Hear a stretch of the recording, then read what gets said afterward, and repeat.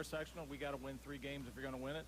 This shows you what you have to do to get prepared, get conditioned, and mentally just stay fresh every time you're playing. And we got to come out and take care of the ball against their press, their 2-2-1 press, and keep their big boys off the boards. You know, and of course that's an easier said than done, obviously. And you know, so getting to part of our keys to the game, your rebounding with this particular team hasn't exactly been, you know, weak. Well, it hasn't been stellar, but it hasn't been weak either. You've had some really good games where your boys have shown up and crashing the boards, which have led you to wins. Yeah, they've tried. Let's just put it the way, and I can't fault them for that. It comes down to then, you know, jumping ability and athletic ability. But no, by our stats, you look at the games we've won and the games we're in, we're getting about 70% of our defensive rebounds. Right. And if you can limit them to 1 shot, you're in the game, you know. And that's the other thing is turnovers. The ones, I'm sure you saw our stats, the games we've won or been real close, we only have 10 turnovers or less. And I've tried to preach that from the day one I started here. We got to keep it under 10. We got to keep it under 10 if you're going to play with the conference teams we're playing with and with New Prairie tonight. They want you to turn it over. Who's been a nice surprise for the coaching staff so far?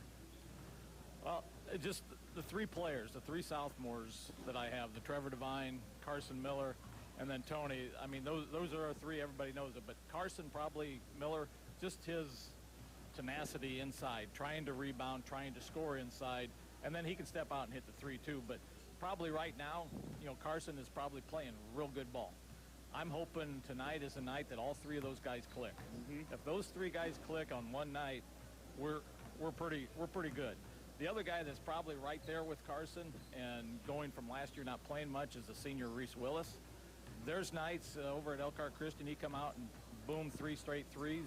I mean, he's got the ability to do that, and he knows he does when he plays in the flow of our offense. But he's come around handling, taking care of the ball more. That was his downfall last year. There's the turnovers. I told him he knows it, and he tries to take care of it. But he can give us a real good lift anytime. Anytime he starts cooking, it's good to see. All right, so let's get to our keys to the game here against New Prairie. You mentioned turnovers being a factor, rebounding being a factor. How about the ball handling for you? What are you going to look out of your boys tonight that they need to do in order to be successful? Against their 2-2-1 press, we got to shorten the passes. Very short. We can't think we're going to throw it diagonal across the floor, you know, head high. Get to your spot, yeah. We got to make the quick, short passes before the trap gets to us, and then we got to finish whenever we get that nice little 2-footer or whatever there. Once we break it, then we just got to make sure we settle into the offense we want to run at that time. The other key to the game is, like I said before, we can't give them 2-3 shots. Flagg is a good shooter. McBride's a good shooter. You know, they got number 3 comes off the bench. You know, he can light you up. But just keeping those guys from having a career game and then keeping them from getting 2-3 shots on the board is going to be really the key to us. Jerry, always great to see you, my friend. Good luck tonight. All right, thank you. Jerry Smith, head coach of the Bremen Lions, back with more of our pregame after this. Have you been keeping up with your local news? Do you know what events are going on in your city or town? Then you should be with the Pilot News. The Pilot News is your hometown newspaper that's been Marshall County's official news source since 1851. Get ready as the Pilot News is offering a one-day-only leap year circulation special Friday, February 28th from 8 to 4. It's for 15 weeks at an incredible low cost of just $29. This offer must be prepaid and only one special per household, in-state subscriptions only. Mark it down on your calendar, February 28th from 8 to 4. The one-day-only leap year circulation special of the Pilot News. Time now for the keys to the game, sponsored by A&M Home Services. Once again, here's Tony Ross. Welcome back here to the friendly confines of the Dale Lee Cox Gymnasium as we get set for our first game of 2 as New Prairie gets ready to take on the Bremen Lions. Let's get to our A&M Home Services keys to the game, guys. You know, we heard both coaches kind of talk about what they need to do to be successful, and one common denominator seems that both teams feel they're going to be successful if they can own the boards, and that's pretty much going to be the case, I think, for both teams. All you have to do is look up and down this New Prairie roster, and again, we talked about their size, length, and athleticism, and that's going to be a tough, tall order for the Lions to keep the Cougars off the glass. I mean, you know, when one of your guards is 6'1", your other guard's 6'2", you got 6'4", 6'6", and 6'4" in the lineup. you would expect to be a good rebounding team, and that's exactly what you've got in New Prairie. I thought it was interesting, Tony, your interview with Coach Smith, and when you asked him about rebounding, how he hesitated. And so no doubt, Bremen's going to have to bring their A game when it comes to crashing the glass tonight. Well, Evan, you've had a chance to play with a couple of these players, and there's a lot of want in this particular group. The problem is they've just not been able to finish or finish their executing of that want, so to speak. And that's an easier thing to do, and easier said than to do. With this particular team especially, they need 4 quarters of consistent basketball, don't they? Yeah, and I think that's going to be the key thing. If they can put together 4 quarters of solid team basketball and be able to execute all 4 quarters and knock down their shots and take care of the opportunities they're given, they're going to be able to have a pretty good game. It's going to be key for Reese Willis and Trevor Devine. Both of those guys got to get going, and same with Carson Miller and Tony Harden. If they can all 4 get going on offense, New Prairie's not going to know which one to guard. Well, this New Prairie team, though, they are loaded for bear with the particular group that they've got. I mean, this is a really good shooting team. As a matter of fact, they're shooting 38% on the road this season, and just 3 times New Prairie has shot over that mark. But, they're coming off a 40% shooting night at Argus this past Tuesday, so they've shown they can flex their offensive muscle. Yeah, and you talk offensive muscle, you better start with Braden Flagg, their leading scorer, and on top of that, he's a lefty. So I'm sure Coach Smith pointed that out on the scouting report. And, the other cause for concern is when Flagg gets to the foul line, he's almost automatic, shooting better than 80% at the line. So he's going to be a tough defensive stop. And then the Ketterer kid, if I can say it, is another, one of those really good athletes, averages in double figures. So those two, I'm sure, have been circled by Coach Smith. And, you look up and down what the teams that New Prairie has played, Tony, and a lot of the teams all the teams they've lost to are on the second half of Bremen's schedule. And it really stuck out to me how New Prairie, their most lopsided loss this season is to Marion by 18 points. Almost every other game, I guess LaPorte being the exception, their 3 of their other losses, have been pretty close, including Penn. South Bend, Washington beat them by 16. And then we saw Jimtown, it's a very good team, beat them by 11. So it's not like they've been blown out of the water by those teams. And like I said, those teams I just rattled off are on Bremen's, schedule after the Bi-county.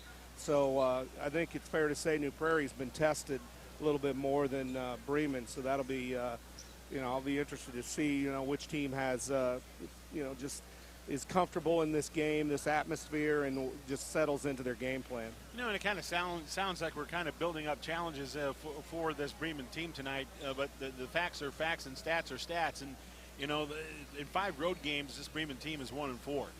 And now they got to play another road game in a very highly, what will be attended, probably one of their most attended ball game performances they're going to have to play in. A team that's getting outscored 7 a game on the road. And, you kind of fight that little hump too, Evan. And so, what between the ears here should this Lions team be thinking about to get them ready for this unique challenge tonight? Well, I think you can't shy away from the fact that it is a big game and there's going to be a lot of people here, and they can't let that get to their heads, though. They've got to just be able to calm down and play their game while still reminding themselves that it is an important game and they're going to have to play a solid 4 quarters of basketball. Well, and this is a Bremen team that's had 4 games been decided by 10 or less points, and they're 1-3 in those particular games. That's another statistic that's got to start changing, especially by sectional time.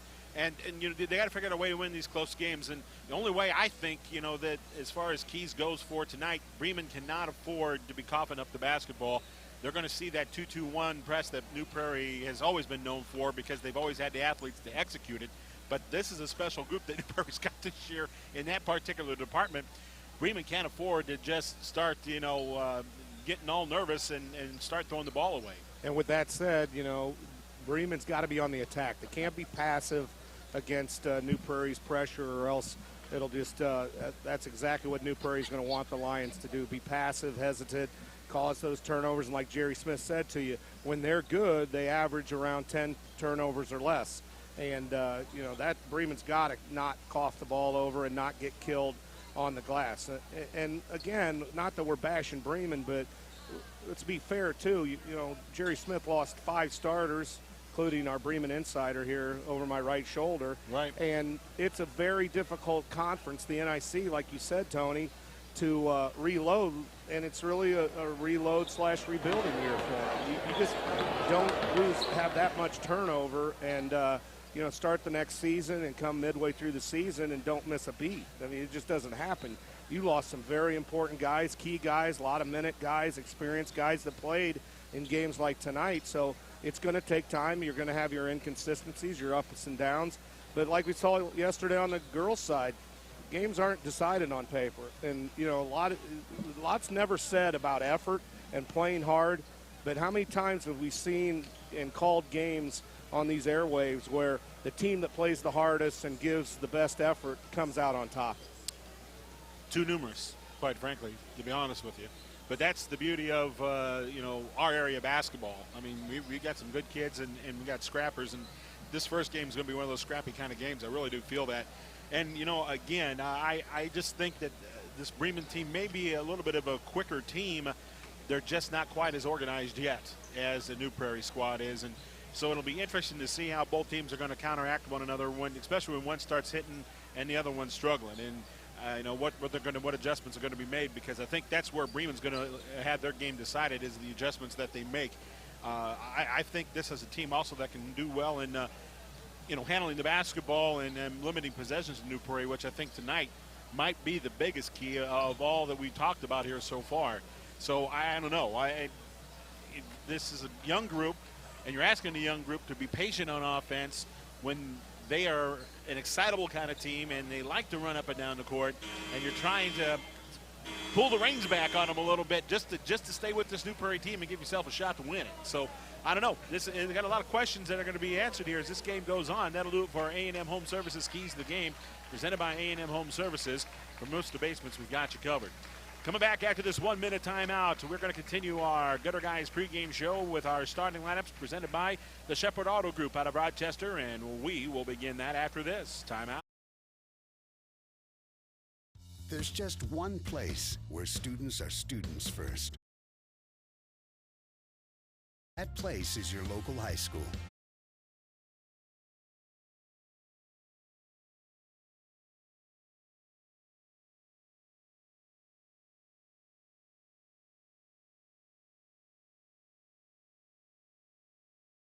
Studies show that student athletes in Indiana are also likely to enjoy greater levels of achievement in other areas of their lives, including academics. High school sports, a winning part of a complete education. This message presented by the Indiana High School Athletic Association and the Indiana Interscholastic Athletic Administrators Association. I don't think of this as a high school weight room. It's more like a high school classroom. I'm learning how to manage my time here. I'm learning that it's important to have goals and that it takes persistence and commitment to reach them. And I'm learning that the best way to lead is by example. Indiana High School Sports. They're more than just a game. Come and see me play.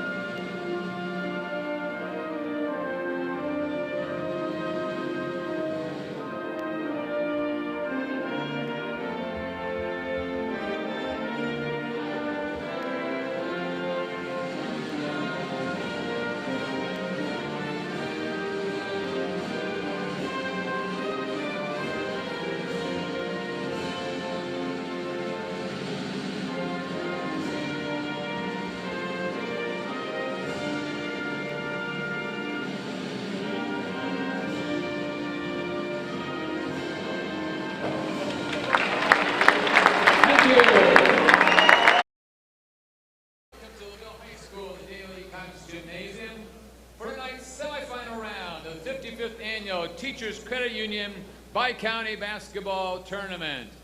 And now let's meet the starting lineup for tonight's Varsity Boys Contest.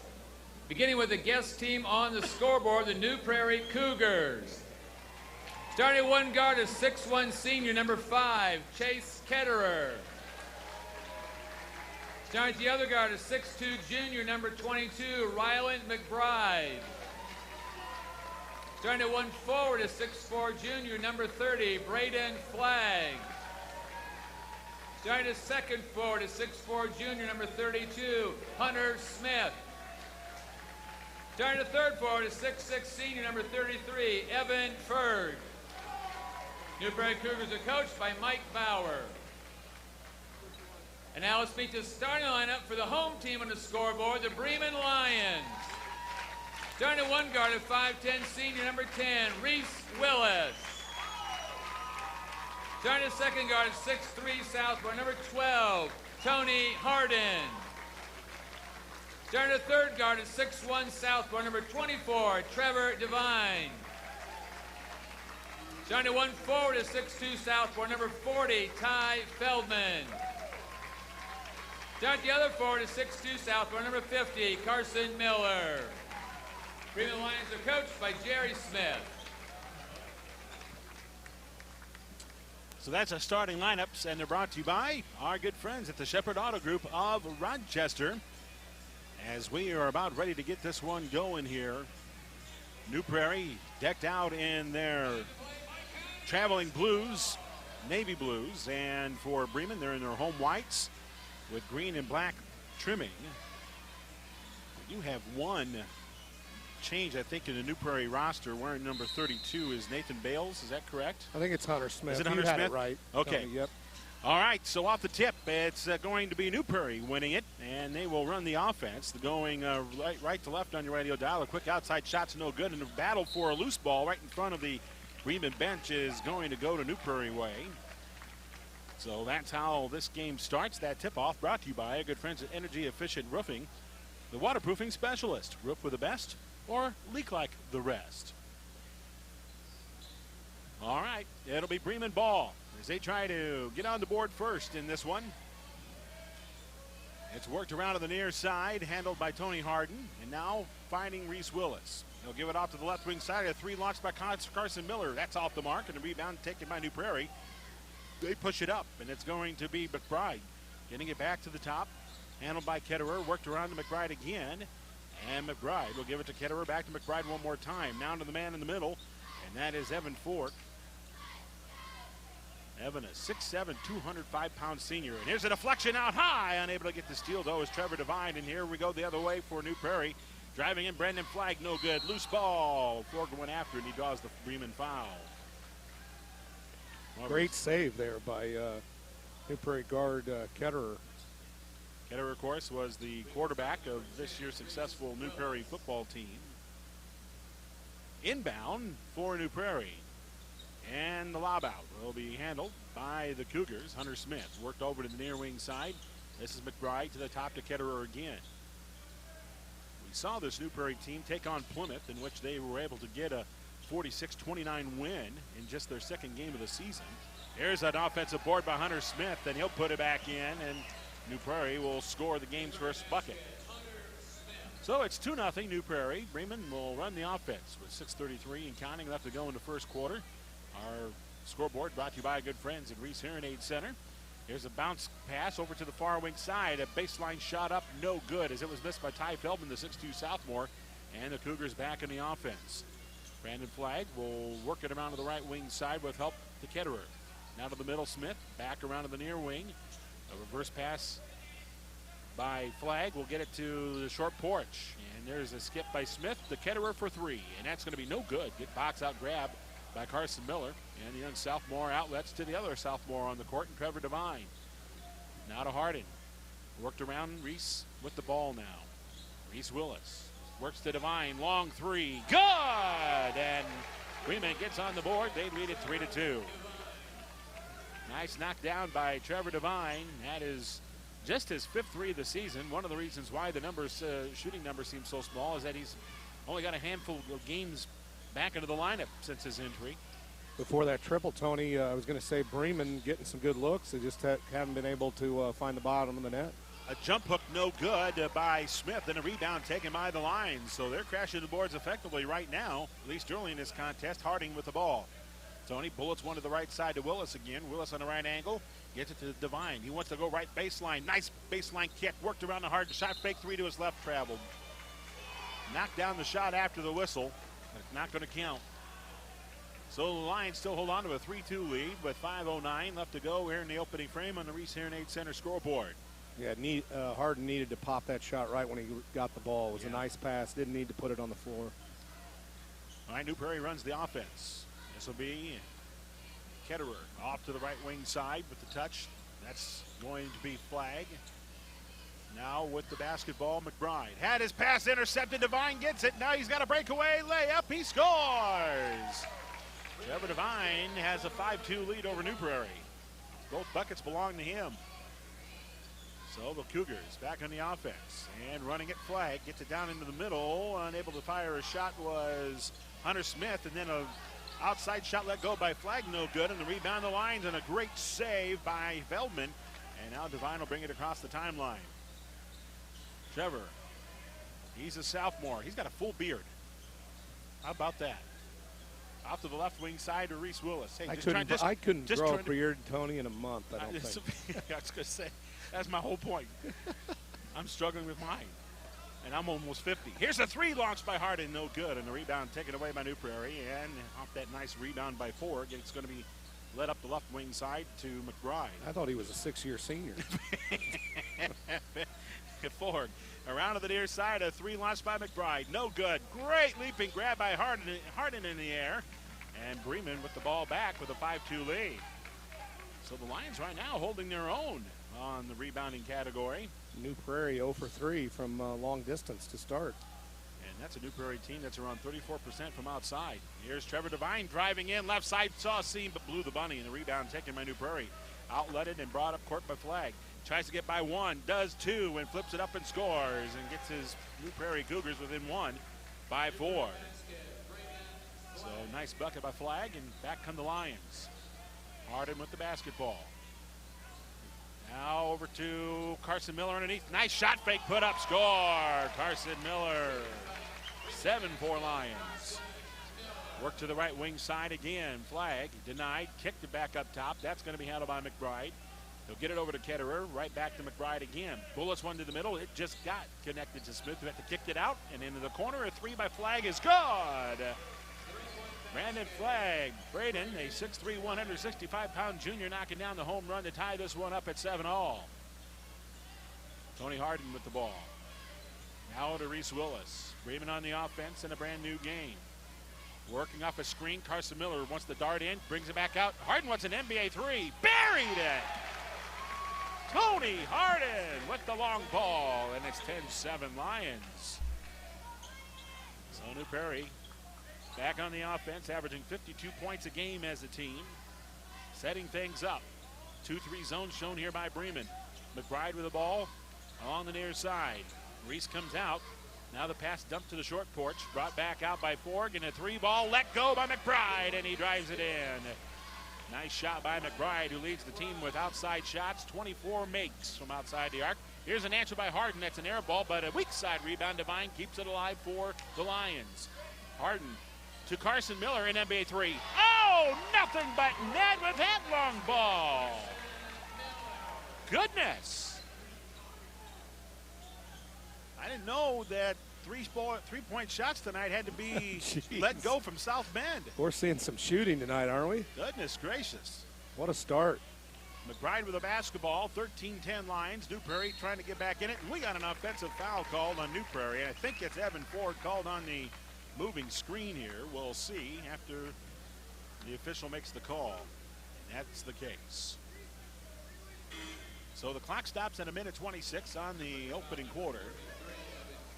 13-10 Bremen on the Reese Serenade Center scoreboard. We welcome all those tuning in on LVH1 live video stream. It'll be Trevor Devine to bring it across the timeline. Able to find Reese, and now work to the right side to Hardin. Hardin to the top, handled one more time by Devine. Now to Reese again. Reese Willis will give it to Hardin. Tony stopped at the top, now kicked over to Miller, a three. That's off the back of the rim and then hits the top of the glass. And a great job by Reese Willis. He went to save it for his teammate and threw it off a New Prairie player out of bounds. Coming into the game now for the Lions, it'll be Connor Hunt. And putting in some really good minutes, Ty Feldman for the Lions. Inbound left of the basket here for Bremen. Into the corner, Harding catches. Now he's going to dribble in between the right blocks, flip up the floater, no good. And a good board by Fork, and now we go the other way for New Prairie. Brought up by Flagg. He gets it off to the near side of McBride.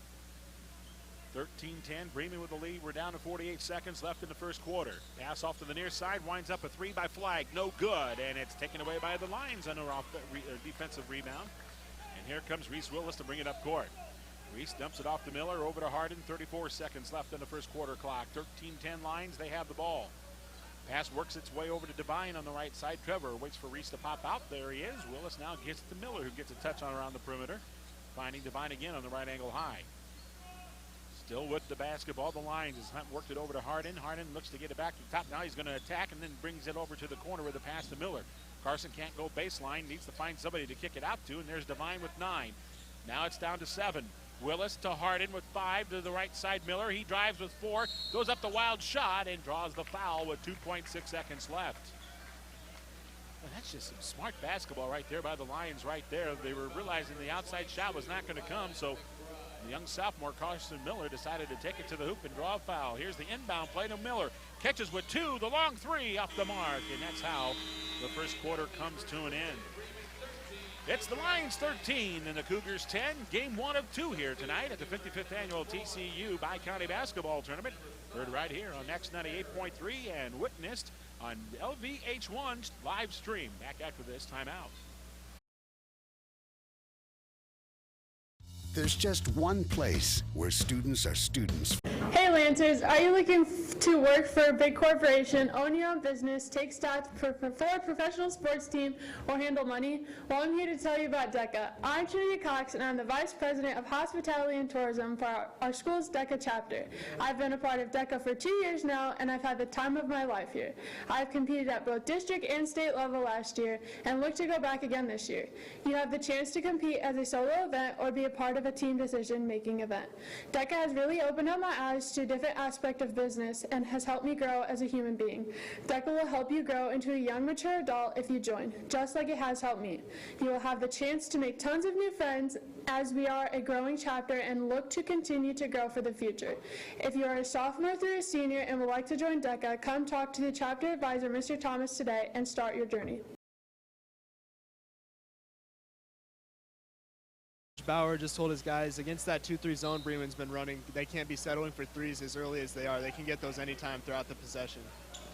All right, play back on their way, and Carson Miller tried to drive in and draws a contact foul that's going to go against Cougar Tanner Moreno, the junior. So Tanner Moreno called for the no-no. That's the 3rd team foul on New Prairie. Bremen's got 1 if you're keeping track at home. Trevor Devine will inbound right in front of the New Prairie bench, and it'll be taken by Hunt. Connor will get it back to the top to Trevor again. Trevor wants the dart in, goes in for the layup, and he got through to score. Trevor Devine with a nice bucket, 15-10 Bremen. So with the basketball, this is Ketterer. Handing it off to Moreno. Moreno stopped in his tracks and traveled. Trevor Devine just stuck on him like fly to a piece of garbage and would not let go. So it's 15-10. Bremen with the lead. 7:35 to go here in the half. Great start for Trevor Devine, Tony. 7 points. Great start for his Lions. Harding with the ball to the middle. Caught from behind was Miller, but he stayed with it. Kicked it out to Reese Willis. A 3 is launched. Got blocked on its way in, and the ball taken away by the Cougars. Brought up court by Ketterer. Crossing the timeline. He may dump it off. He does to the corner. Moreno. Again, he travels.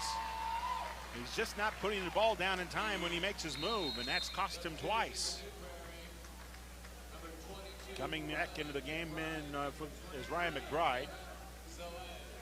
And Brandon Flagg will take a seat. Into the game will be Zaleh Devin, a 6'4", 180-pound senior for Coach Bowers. Bremen runs the offense with a 5-point lead, and here's the lead to Miller. Shot fake, lean in, got blocked from behind, and New Prairie comes away with it. Moreno leading the pack. He's going to try to take a 2 against 3 here. Finds his trailer. That's McBride. The 3 is up. It's good. 15-13 now as New Prairie claws within 2. Well, that was a nice look to kick it back for a wide open three-pointer. There's Trevor Devine to the middle. Miller back out to Harden. Harden over to the far side. Willis for 3. That's long, and a rebound to New Prairie. They can tie it up here in this possession. This is Ketterer ran right into by Carson Miller, who's going to get called for the foul since he didn't get sacked. So the clock stops at the 6:35 mark of the second quarter. 15-13, Bremen with the lead. So McBride will be inbounding off to our left. Wearing number 22 in the back of his jersey. Able to find Ketterer. Ketterer still looking. Out of McBride into the middle. There's a leg down low. A shot is up, and that's no good as Hunter Smith couldn't finish it. And now we got a whistle here, and a foul is going to be called against New Prairie. And that's going to go against Zalay. So Devin called for the foul. Ty Feldman checks back into the game, and it'll be Tony Harden grabbing a seat for the Lions. 2-point advantage here for Bremen on this possession. Again, full court press put on here by New Prairie, but they back off. And now we got a whistle and a travel call on Reese Willis. So he turns over the basketball uncontested. And that's just the kind of stuff that sometimes leads to an avalanche of negative plays for Bremen. So they're going to have to get it right between the ears here. Forget about that and play some defense. Just the second turnover for the Lions. But that's one of those unforced errors that'll drive Coach Jerry Smith crazy. Ketterer pulls up at the free throw line. Couldn't line draw. Oh, he did get the roll. I thought that was on its way out since it went in and out. But the bucket ties the game up at 15 all. Here's Devine bulleting one to the top of the key. Reese got away with a walk again. Here's Reese for another shot. This is short. The rebound underneath to Bremen.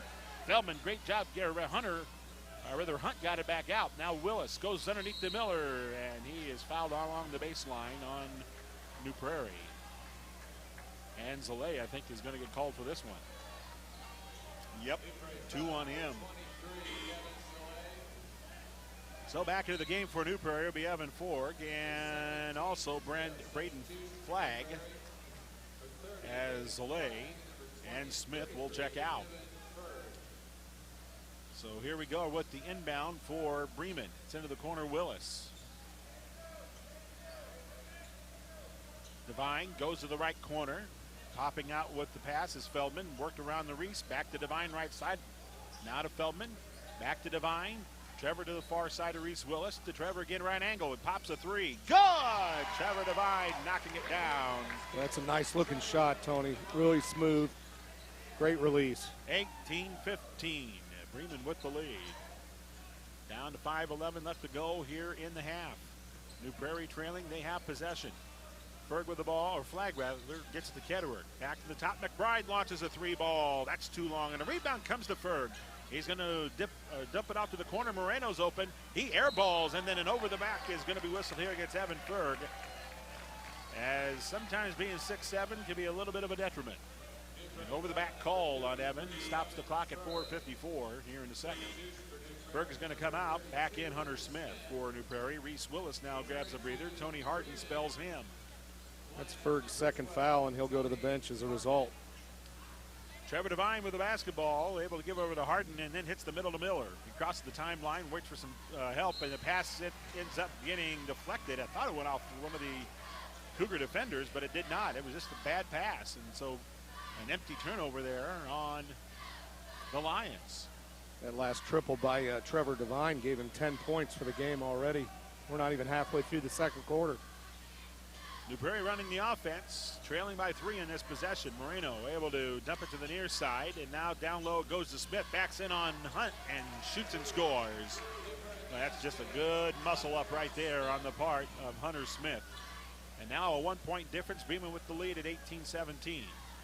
This is Devine over into the corner. Feldman, he's trapped in that corner. Able to find on the baseline. Miller cutting through is Devine, and he got blocked. No, he didn't. It went off of Devine out of bounds. Great block.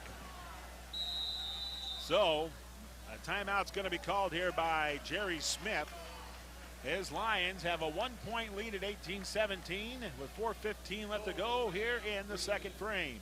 It's the 55th annual TCU Bi-county, heard here on Max 98.3 and LVH1 in the video live stream. Back after this timeout. Why take on loads of student loan debt when I can go to Ancilla College? They are the least expensive private college in Indiana. They've built a 100-bed residence hall, expanded 18 job-ready associate degree programs, and they have athletic teams I can join. I can choose from nursing, criminal justice, agriculture, and more. Ancilla College. We believe in you. Believe in yourself. www.ancilla.edu. Well, our game of the week also brought to you in part by Denmar Automotive. If you're looking for quality auto repair in the Plymouth area, well, you found it. At Denmar Automotive on East Jefferson Street in Plymouth, they know how important it is to find the car service you can rely on, so your satisfaction is their top priority each and every day at D&M Automotive. Visit DenmarAutomotive.com for details. Evan Mangus had a chance to head over to the Bremen huddle, and what did Coach Smith have to say to his boys? Well, Tony, Coach Smith just told his guys they got to continue to be strong with the ball. They had a few turnovers back-to-back right there, and they can't be having that if they want to win this game. All right, play back on their way. And New Prairie will run the offense, looking for the advantage here. And they get it down low and an easy bucket for Smith, and he blew the bunny. So Bremen maintains the 1-point lead, and Devine will bring it up court. Devine across that timeline. He's got Moreno on him, worked over to Willis, and now Harden. Harden, an NBA three. Got another one. Tony Harden. Those haven't been your traditional high school threes. Those have been NBA-like. And so now New Prairie runs the offense. Here's a pass to Moreno, Ketterer in the middle, and he couldn't handle it, and it's Bremen grabbing the turnover. And so they head back the other way with a 21-17 advantage. Devine wants to go baseline, and he's going to draw a Moreno foul at the 3:31 mark of the second. And as a result, Bremen's going to the line. That'll put New Prairie over the limit. 1-1 now for Bremen. So Devine will go to the free throw line, where Trevor is 67% on the season. This Lions team tried at 66% shooting from the charity stripe. And the first free throw by Trevor is up and no good. And the rebound's going to be taken by New Prairie. Ketterer pushing it up across the timeline. Ketterer stopped by Harden, worked around to the near side. Here's a three by Flagg on the way. That's short. The rebound to Devine as the Lions push up again. This is Devine. Hits the trail man Willis to the corner. Harden, he lets go the corner three. That's an air ball, and that's taken away by New Prairie. On the run, Flagg. Flagg gets to the elbow, to the right elbow, pulls up inside with a jumper. No good. Tipped around like a hot potato, back to Flagg. Now to Ketterer on a shot fake three. Now he has to dish it off. Flagg back with it, darts into the paint, throws up a wild shot, draws a two-shot foul off the miss. That's the one thing that this New Prairie team does so well. They are very aggressive. When they're not hitting outside, they're smart enough to drive in and try to get the layups. The free throw is up, and that is going to be good for Braden Flagg. Zale's going to check back into the game for New Prairie now as Moreno grabs a seat. Free throw coming up here for Flagg, and that is no good. And the rebound deflected, back to Flagg, goes in hard, and a great job by Trevor Devine getting his hands in on it and creates a jump ball call, but the possession arrow will stay to New Prairie. So McBride will do the honors, inbounding right of the basket. McBride looking, pops it out, Flagg grabs, guarded by Devine. That's two of the team's best going at it right there. Over to McBride on the right side. McBride takes a left-hand dribble into the back volleyball line, dumps it off to Ketterer to his right. Reversed back to McBride, top of the key. McBride on a pass fake, then bullets one to the right again to Ketterer. Ketterer gets it to the corner, baseline jumper, Zale, no good, and the rebound all alone Carson Miller, and now the Lions will have a chance to add to their 21-18 lead. This is going to be Devine giving it off to Miller, finding Harden on the right angle high.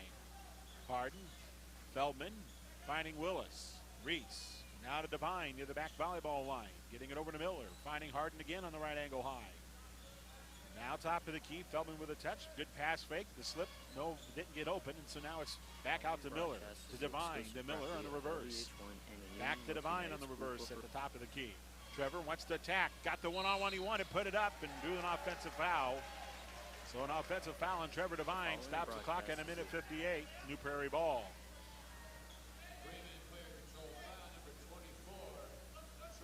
Substitution coming in now for the Lions as back in is Connor Hunt, the 6'2 junior, and he will sub for Ty Feldman, who will grab a breather. It'll be an inbound for the Cougars. They'll go the length of the court. It'll be Chase Ketterer to bring it across the timeline. Able to find Flag. Braden zips it all the way to the far corner. Ketterer caught it with one arm. Now he looks for baseline, doubled on the ball, reversed it back out to Zalay, worked around the perimeter. McBride back to Ketterer, right wing for three. He dots the I. That's a strong man right there. Just ties the game up at 21-all. Press put on here by New Prairie, and Connor Miller keeps strong with the ball near midcourt. And now in the front court, Devine with it, right angle high. Able to find Reese Willis, find into the hands of Harden, reversed it over left side to Miller. Into the corner, Devine goes left baseline with a drive, finds his man Willis on the other side, puts up a bank shot, missed everything, and the rebound is going to be taken by New Prairie. On the counter, McBride. McBride will get it to Flag. Flag, one hops it, able to find Ketterer to the corner, a three launched by McBride. That's no good.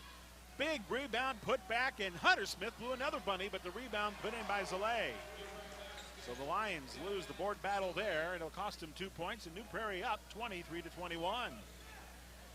Harden with the ball. Bad pass, but it connects, finding Willis. Back to Harden. A long three for him is way off the mark, and that's going to be saved by Miller, but to the wrong jersey. Here's Flag on the counter. Brings it across the timeline with a dribble, spinning into the lane. Throws it up, had it go off the rim, and then in. Beautiful control by Flag there on that difficult turnaround. And so now it's a 25-21 New Prairie lead. Bremen's going to have to settle it down a little bit and get the high-quality shot. Devine with the ball. Now to Reese. And Tony Harden on the right angle high. McBride guards him. Worked around to Miller, finding Willis on that left wing side, popping out for a touch. Trevor Devine poked away by Flag. Ketterer got the ball, back to Flag. He missed a dunk, and no foul is called, and that will end the second quarter. So, a first half here that a crisp October evening was very interesting. Bremen held the lead for a majority of it, but New Prairie has the lead. Jerry Smith is with Evan Mangus. Evan? Thanks, Coach. Toward the end of the half there, you guys started to turn the ball over a little, playing a little too fast. What happened for you there? We just didn't stay focused. Yeah, those last three possessions were terrible. We didn't want to take that quick of a shot. That wasn't a good shot. We wanted to take the last shot. We don't do that. But my kids got to learn that. They got to know that, even though if they can't hear me calling for it, they got to know we want to take the last shot. But yeah, those three turnovers, they could have got that dunk. Probably should have been a foul, but it wasn't called. But we got to take care of the ball. Like I said at the beginning, those are clues of the game. Take care of the ball. And how many times are we giving second and third shots? They're coming right over our back, but we're not boxing them out. So we got to shore that up. All right, what's going to be key to the second half? That we don't turn it over and we keep them off the board. So. All right, thanks, Coach. Back to you, Tony. All right, Evan Mangus with Coach Smith. New Prairie has a 25-21 lead here at halftime. Brought to you by our good friends at Oliver Ford Lincoln. So we tip our hat to you. Don't go away. We've got more of our halftime show coming up after this 2-minute timeout. Roofs to basements.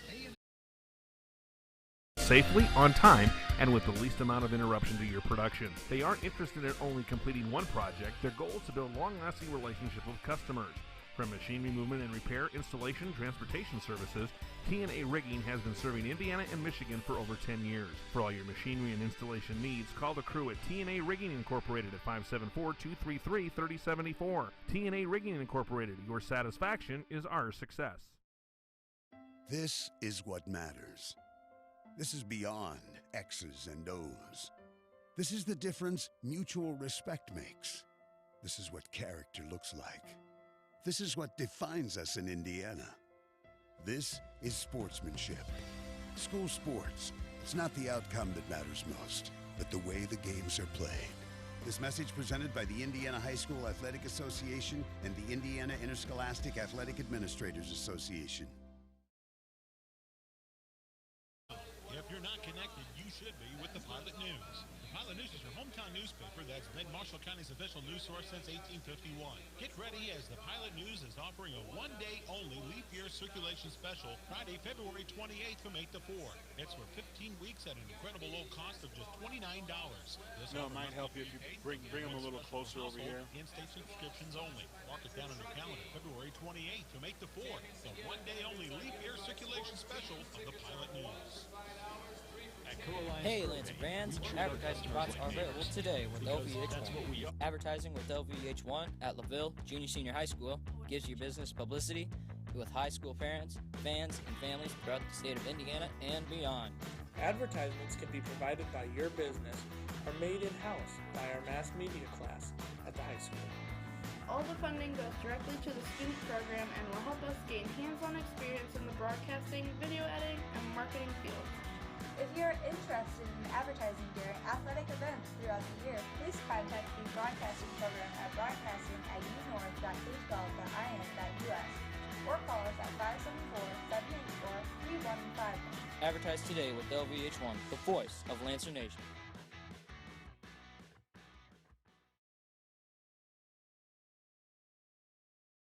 Interesting kind of halves, to say the least. Well, with that said, the couple of the keys did rear their ugly head there at the end of the half, like Coach Smith told Evan, the turnover bug. You know, Bremen had done such a good job taking care of the basketball, only had one turnover to start the game in the first quarter, but really got careless with the basketball, cost them down the stretch. New Prairie goes in the locker room with all the momentum in the world, riding an 8-0 run. Bremen led this game 21-17, and now they trail 25-21. So, and then again, like Coach Smith said, you started to see New Prairie's size and length, wear Bremen out on the glass, where New Prairie was getting second and third chance opportunities, and were able to capitalize, especially on a putback here and there down the stretch. And Evan, the Lions really, I thought, did a good job keeping control of the pace of this particular game, and it was just, at least in this first half.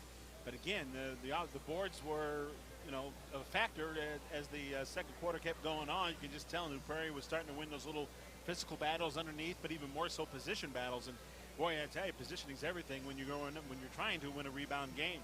Yeah, and position's even bigger when you're undersized going up against your opponent like Bremen is against New Prairie, and so that played a big role, especially in that second quarter when New Prairie started to gain some momentum. Bremen seemed to get kind of careless in terms of boxing out, and New Prairie was able to take advantage of those second shot opportunities. Doug, you ready to give us some numbers? Yeah, again, both teams struggled from the floor, especially New Prairie from distance. They missed their first three-point shots. Started out the game missing 7 of 8 shots from the floor. Ended the first half just 10 of 28 from the field. They were 6 of 16 in the second quarter alone.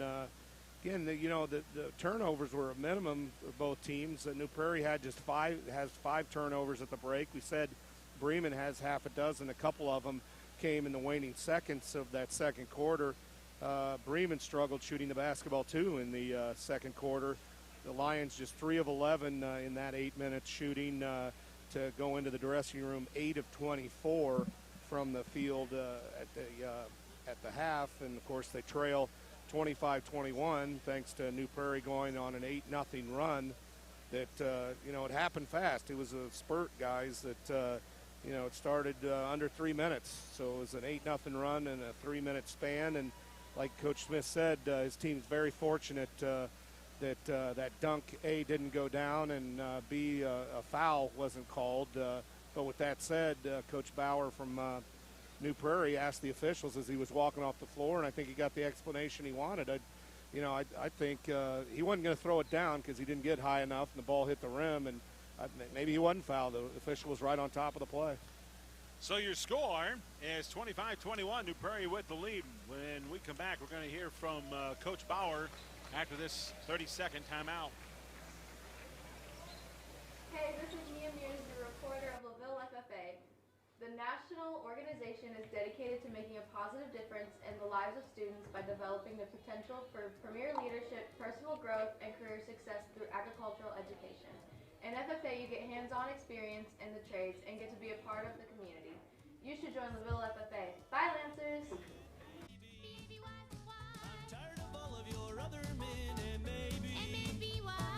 If you don't make the turn around, you're going to end up like you always been down. So watch out, baby, you're going to turn up missing.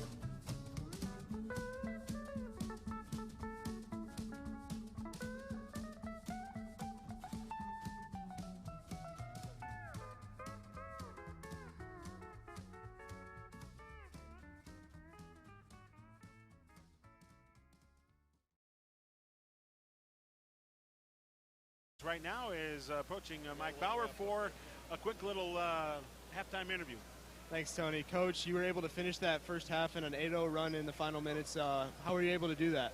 We just kept our intensity up. I mean, Bremen hit some really tough shots, and we missed some easy ones. So, I mean, really, we just had to keep a positive attitude, positive energy. We knew shots would go down, so we just had to keep playing. What's going to be the key to finishing this game with a victory? Getting rebound, defensive stops and rebounds. All right, if we can keep them to one contested shot and finish it with a rebound and go down and play our game on the offensive end, we should be all right. All right, thanks, Coach. Thank you. Back to you, Tony. All right, Evan, that's Coach Bauer, and, you know, really, this New Prairie team has shown they have the ability to dictate the pace, but when they're not hitting and they're not able to finish, it becomes a little bit of a struggle. But they clawed their way back into this one, and now they have a halftime lead. Yeah, and, you know, I think this first 2-3 minutes is going to be critical for Bremen, Tony. I think halftime came at a good point for them because if we wouldn't have been at that juncture, guarantee you Coach Smith would have called timeout. You know, I'm sure he gave him some words of encouragement. I thought Bremen played really well in that opening half, with the exception, again, of that last 2 minutes, 3 minutes of the second quarter. They got good looks. I thought they ran their offense, took care of the basketball for the most part, again, until down the stretch there. So just the little things, and that's what Coach Smith told you in your pregame interview. It's just those little things that are biting this team and really keeping them from you know, coming close to reaching their potential. Right. Well, the last Bi-county championship appearance for this New Prairie team happened a couple of years ago against this very same Bremen program. New Prairie won at 47-32. It was the program's second Bi-county title. The other was back in '73 when they defeated Glenn. New Prairie has made 8 championship appearances, but they have been 1-7 in those particular appearances. Bremen, they have the second most Bi-county titles coming into the second round with 12 of them. Glenn has the most with 15 titles. We'll see them in game 2. Bremen, their last title shot happened back in 2017 when New Prairie beat them. And the last Bremen title was back in 2008 with a 35-34 win over Argus. All right, Bremen will have the basketball as we start the second half. Our halftime show brought to you by our good friends at Oliver Ford Lincoln, where we tip our hat to you. New Prairie applying pressure early, leaves Willis open, but he didn't take the shot. Now he wants to attack that baseline. He kicked it over to Feldman. Good catch near his shin. Worked out to the perimeter again, and now Carson Miller wants a long three. It's no good, and the rebound taken away by Ketterer. And now New Prairie's turn to go on offense. Ketterer, fantastic athlete, a very physical athlete. One of the better runners in the northern tier at quarterback. Here's a floater by Flagg, no good, and the rebound taken away by the Lions. Now they'll have their second possession of the second half, trailing by 4 again. Willis to Miller, getting in the hands and getting in to steal his Flagg. He just speared in there and stole it, and then walking his Flagg on the pass to Ketterer. So New Prairie turns it right back over. So the clock stops at 7:12 here in the third quarter. 25-21, New Prairie with a lead. Bremen will go the length of the court, going right to left on your radio dial. Press put on. Harden skips it all the way across, caught by Devine. Trevor back up top. Miller worked it around the Reese. Willis will get it to Harden, now to Devine. Trevor can't step in, finds Willis in a left angle high. Bullets one to Miller in the middle. For the low volleyball line, floats one up, got the roll. Carson Miller with another nice bucket. Well, I like this sophomore core that Jerry Smith has. Yeah, very Miller athletic. looks really good. And I was going to say Bremen looked very comfortable breaking that press. That was an awfully good set for the Bremen Lions in this game. From the time they inbounded the ball to to the time they got that shot in the lane. They trail 2 unless this bank shot goes in, but will not for Ketterer, and an offensive foul is going to be whistled against Zalay as Devin, the 6'4", 180-pound senior, is called for the contact after the shot. And so that'll be his first and the first New Prairie foul. Lions will have the ball and a chance to tie this game on the possession. Willis with the ball, still in the backcourt. Now it's across the front court. Devine splits the defense, goes in for the layup, and he missed it. And the rebound taken by the Cougars. Pushed up by McBride. He'll go to that right side. Harden stops him. Handoff finds Flagg. Flagg with the basketball. Still looking, and now gets it into the hands of, Hunter Smith. Smith, reverse to the near side, handled by Ferg. Ferg will now work it around to McBride. Bullet pass down low to Ketterer, and Reese Willis was not in position defensively, and he goes over the back for the Bremen foul. Stops the clock at 5:55 on the Reese Hearing Aid Center scoreboard. Reese Hearing Aid Center located at 322 North Michigan Street in Plymouth. Don't forget, February, they got their inventory reduction sale from the 17th to the 19th. Hear what you've been missing with Reese Hearing Aid Center. New Prairie running the offense. Ketterer has it on the left wing side. Down to 5:45 left to go in the third. Flagg with it on the right angle high. Gets it to McBride. McBride guarded by Willis. Now some good inside out passing. Winds up to the wing. Ferg has to pass it out. Here's a 3-ball by Flagg, and that's short. The long rebound tipped out, but right to Bremen. Willis will have control, giving it to Miller, who touches the board to Devine. Trevor will get it over to Anthony Harden. Now one more time around to Willis near wing. Now to Harden, top of the key. His pass stolen, great steal by Flagg, and now he's going to try to take Harden on and gets the easy layup. And New Prairie now extends their lead to 27-23. Got to have a better ball handling than that. That's why Flagg plays out high defensively, because that long reach of his. Harden for a long three. He shoots and scores. Tony Harden going yard. The line's back within one now. Here's Ketterer darting in. He goes down as a loose ball foul is going to get called here. Nope, they're going to call the travel afterwards. Coach Bauer was saying, hey, didn't I get the timeout beforehand? And McCammon, the official, was saying, well, I didn't hear it. Or he's giving him some excuse. Coach Bauer. That I don't think is going to jive with Coach Bauer. Oh, it doesn't. You just look at his expression. So Bremen with a chance to take the lead on this possession. Here's a backdoor feed underneath that Feldman has to get it back out to Willis. And now to the middle. Miller goes up strong on a shot fake. Put it up. He got it partially blocked. New Prairie on the counter, escaping Ketterer, letting it ahead to Smith. He scores and draws the foul. Good transition bucket by the Cougars, and now they're up 29-26. I'll tell you what, though, that is what the length and the size and the athleticism can do for you. That all encompasses this New Prairie team. That was a transition bucket, worked perfectly to Zalay, who finished. Smith, who finished. He'll hit the and one, and they're back to a 4-point advantage, are the Cougars.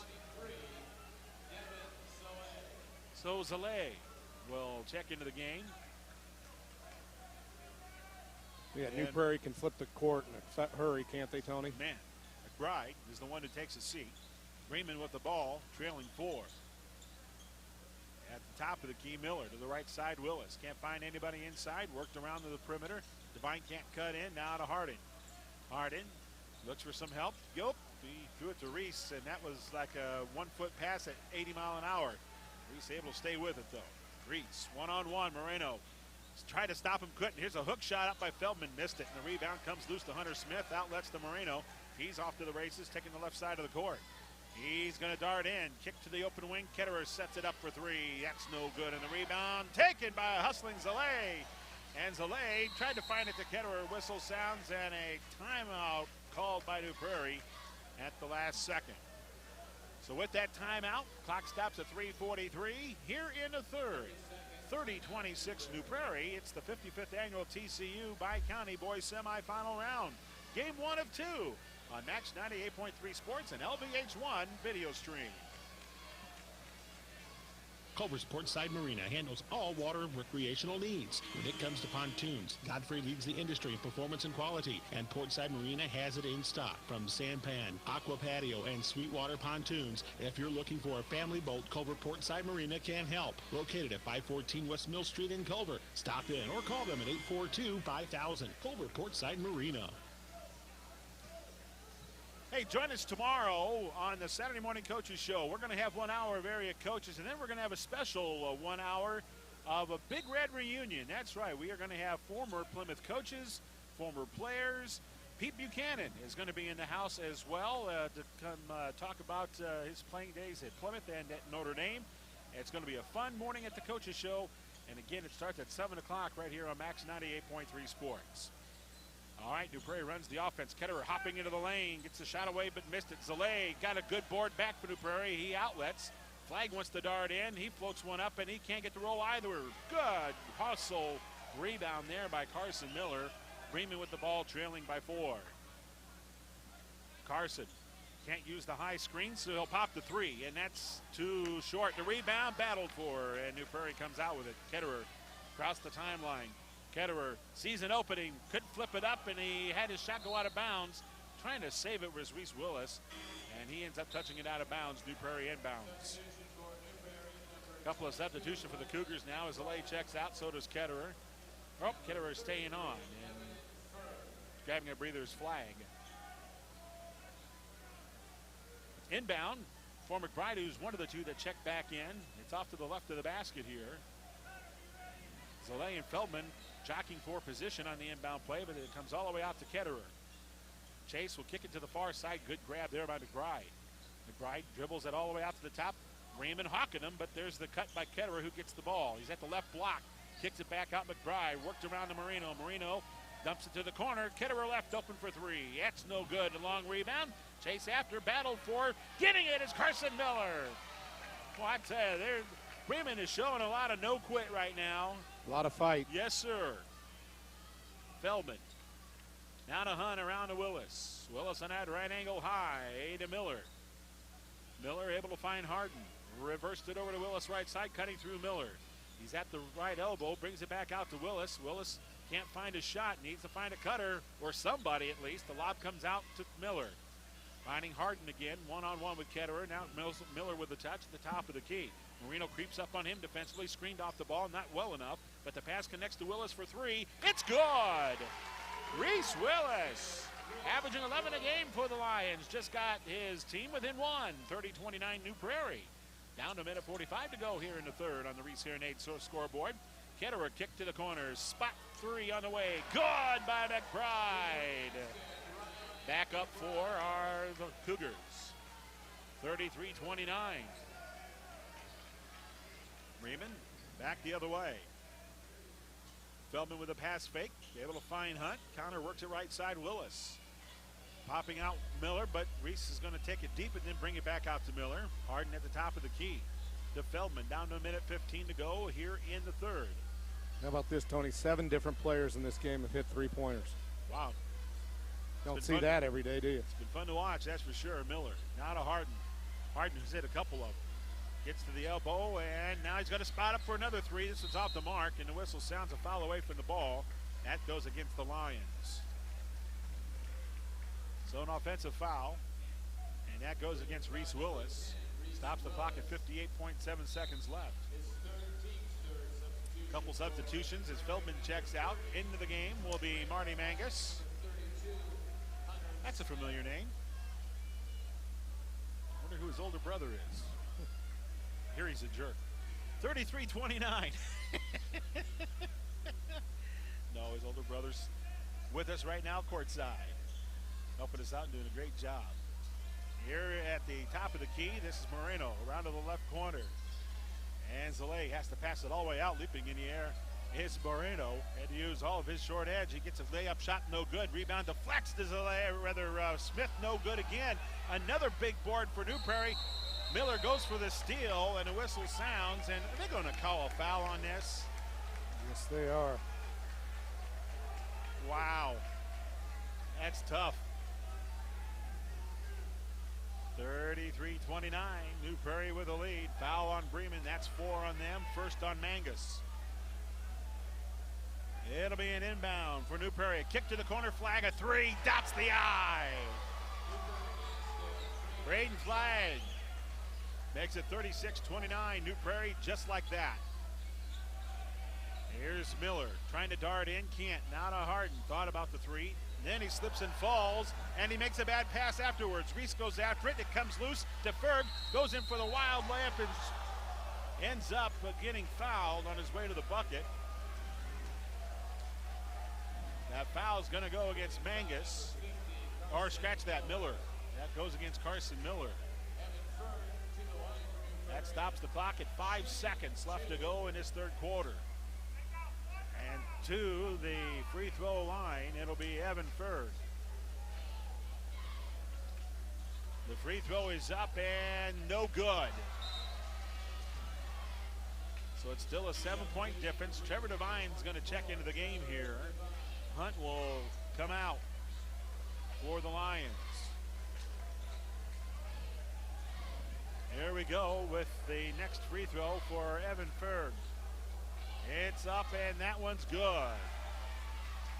37-29, and here's Harden with the ball to Miller. Gets across the timeline, had the ball stripped, he got it back, fires it up, almost banked it in, but it went off to the right, no good.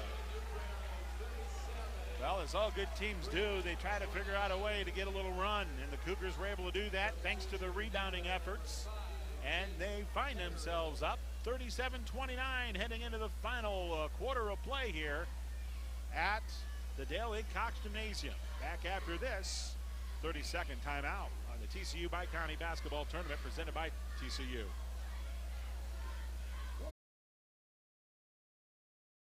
Hey Lancer fans, advertising spots are available today with LVH1. Advertising with LVH1 at LaVille Junior Senior High School gives your business publicity with high school parents, fans, and families throughout the state of Indiana and beyond. Advertisements can be provided by your business or made in-house by our mass media class at the high school. All the funding goes directly to the student program and will help us gain hands-on experience in the broadcasting, video editing, and marketing fields. If you're interested in advertising during athletic events throughout the year, please contact the broadcasting program at broadcasting@unorth.k12.in.us or call us at 574-784-3115. Advertise today with LVH1, the voice of Lancer Nation.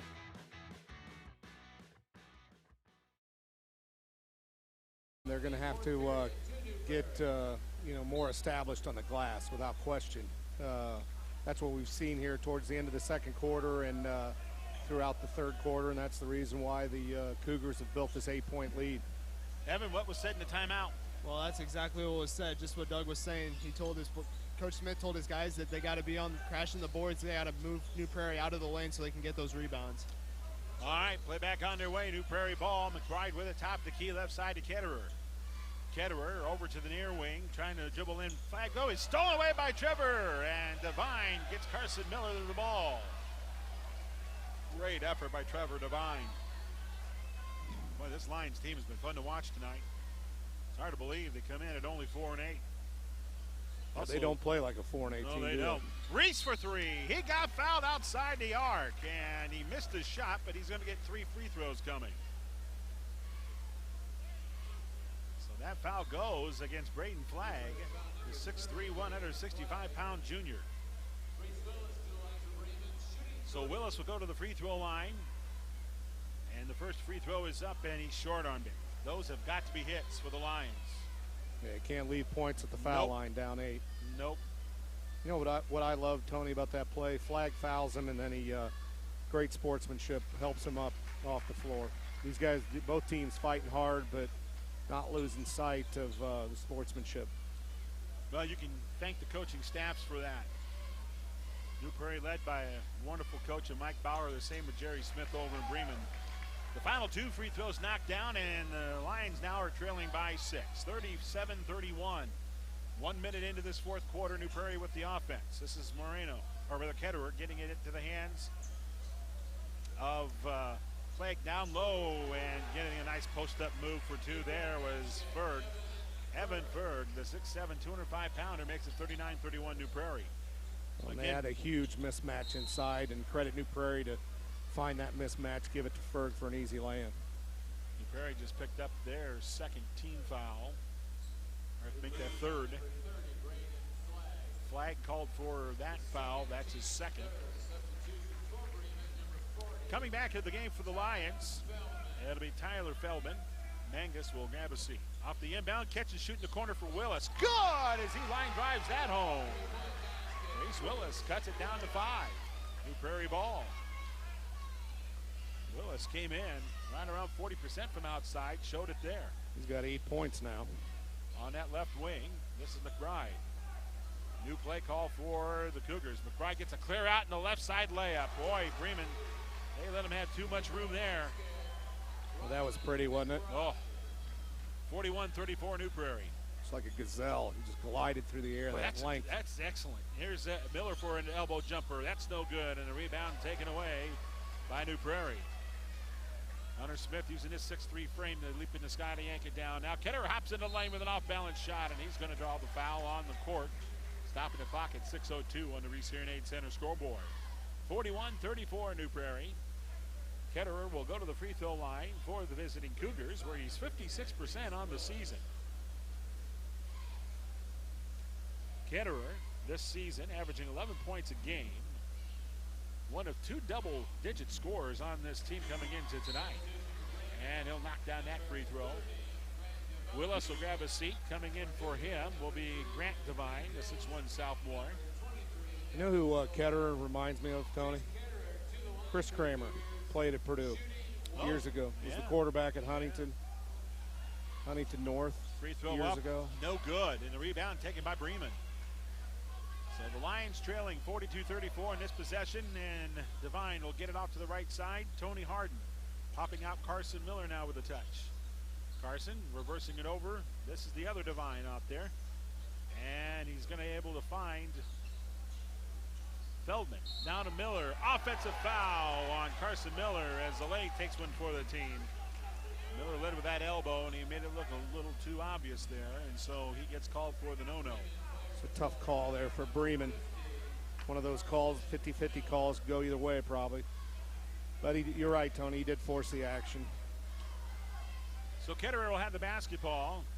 You know, and credit New Prairie being at the right spot. It's almost like watching this LaVille Lancers take their charges.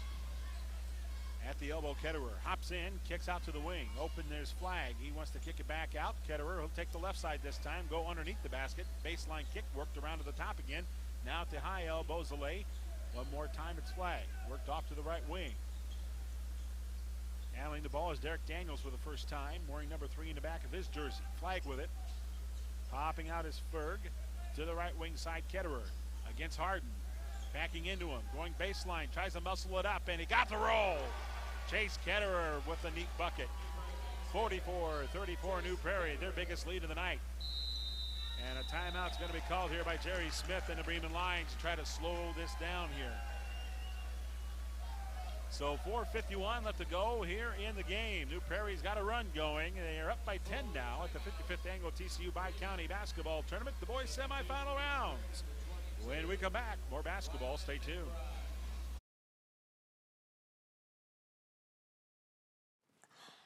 I don't think of this as a high school weight room. It's more like a high school classroom. I'm learning how to manage my time here. I'm learning that it's important to have goals and that it takes persistence and commitment to reach them. And I'm learning that the best way to lead is by example.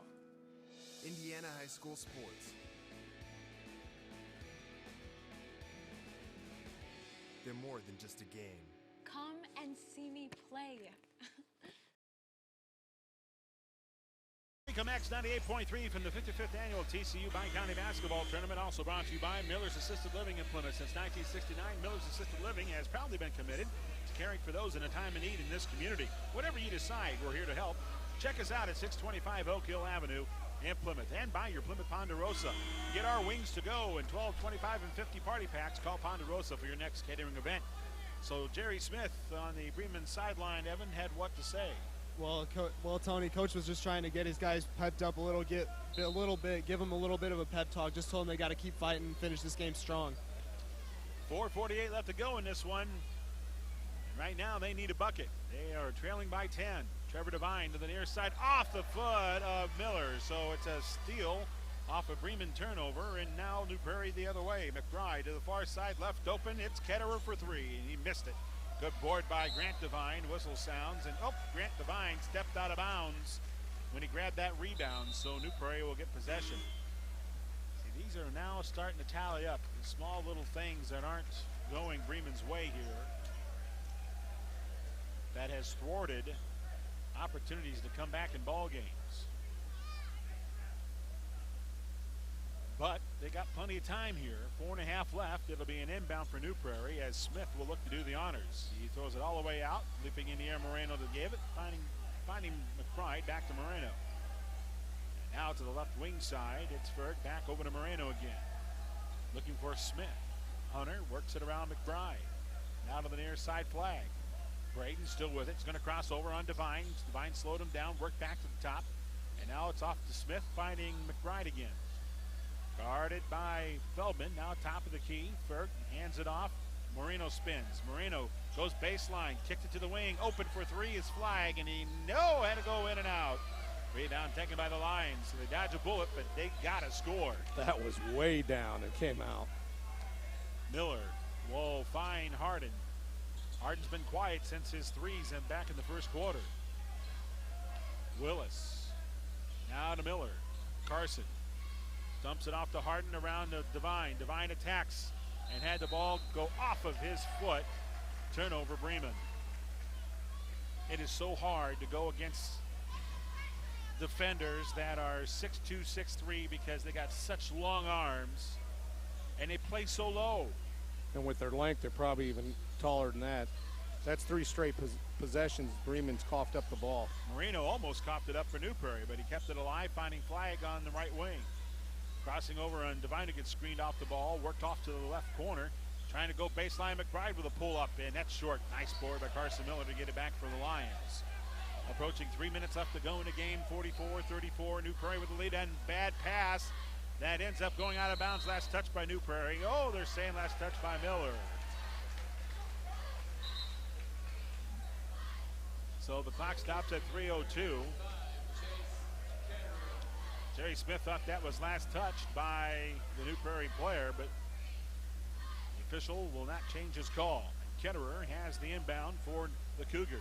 New Prairie in the midst of a 14-5 run here to open up a double-digit lead.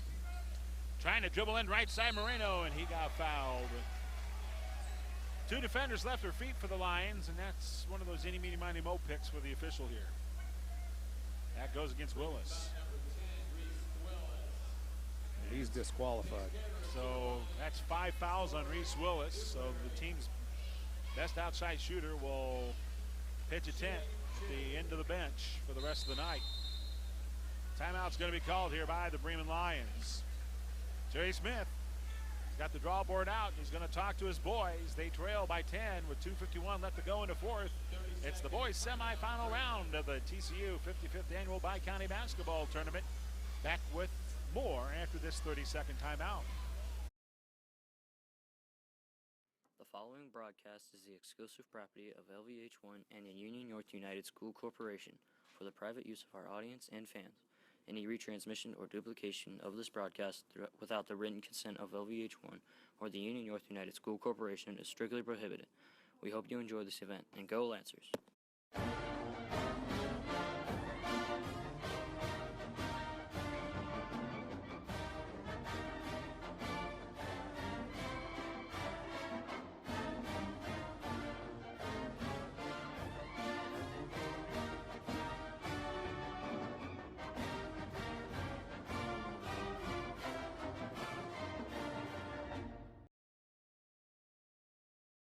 Griffith, Evan Magnus, Tony Ross. We're having fun here in this first game.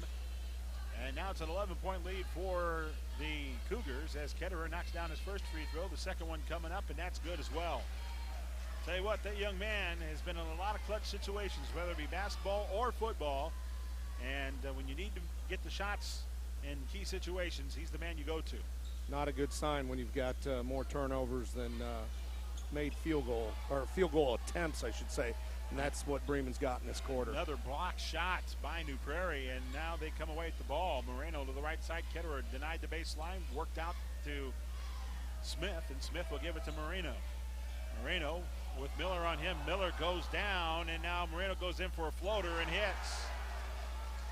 Everything working the Cougars' way now, and they're up 48-34 with 2:13 left. Handling the basketball, denied the baseline. Miller got it barely off to Harden. Harden spinning, still spinning, and now at the top of the key, it's Feldman. Reversing over to Harden.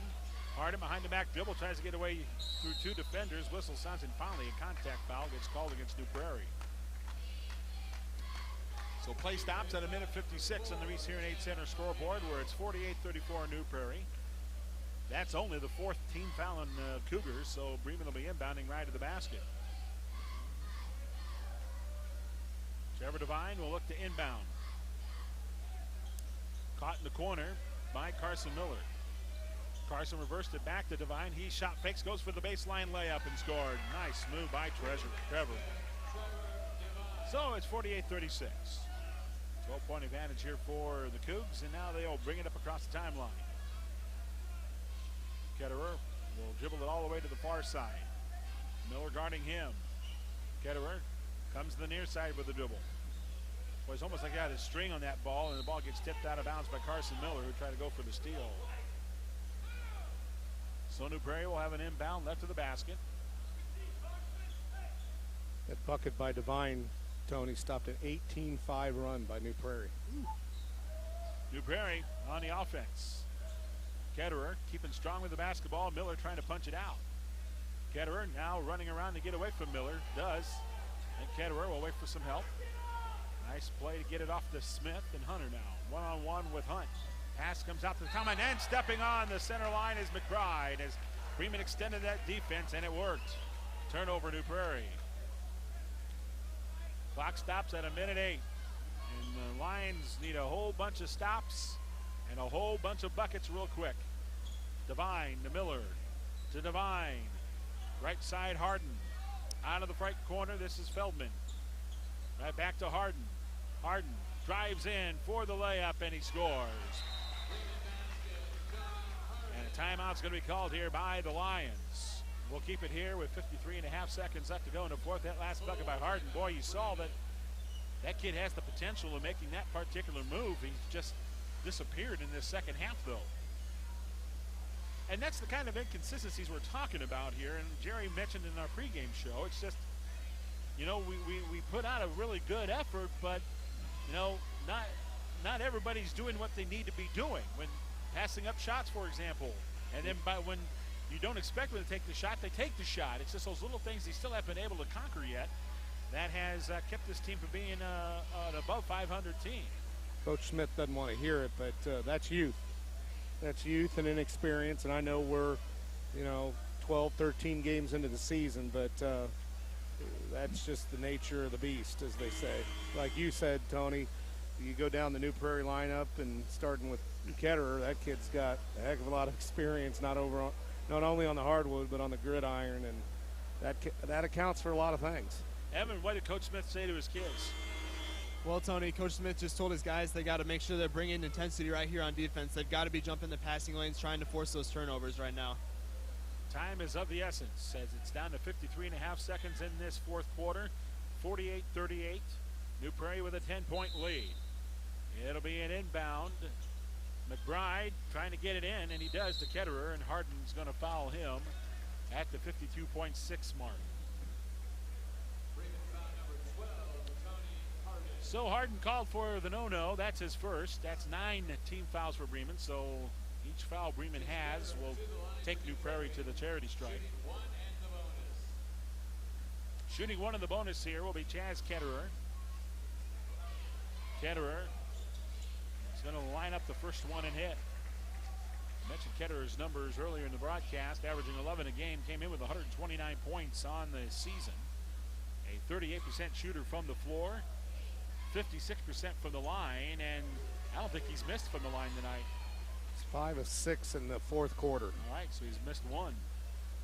And here's Harden the other way underneath, and Feldman gets blocked, got it back out. Devine sets up for three. That's good.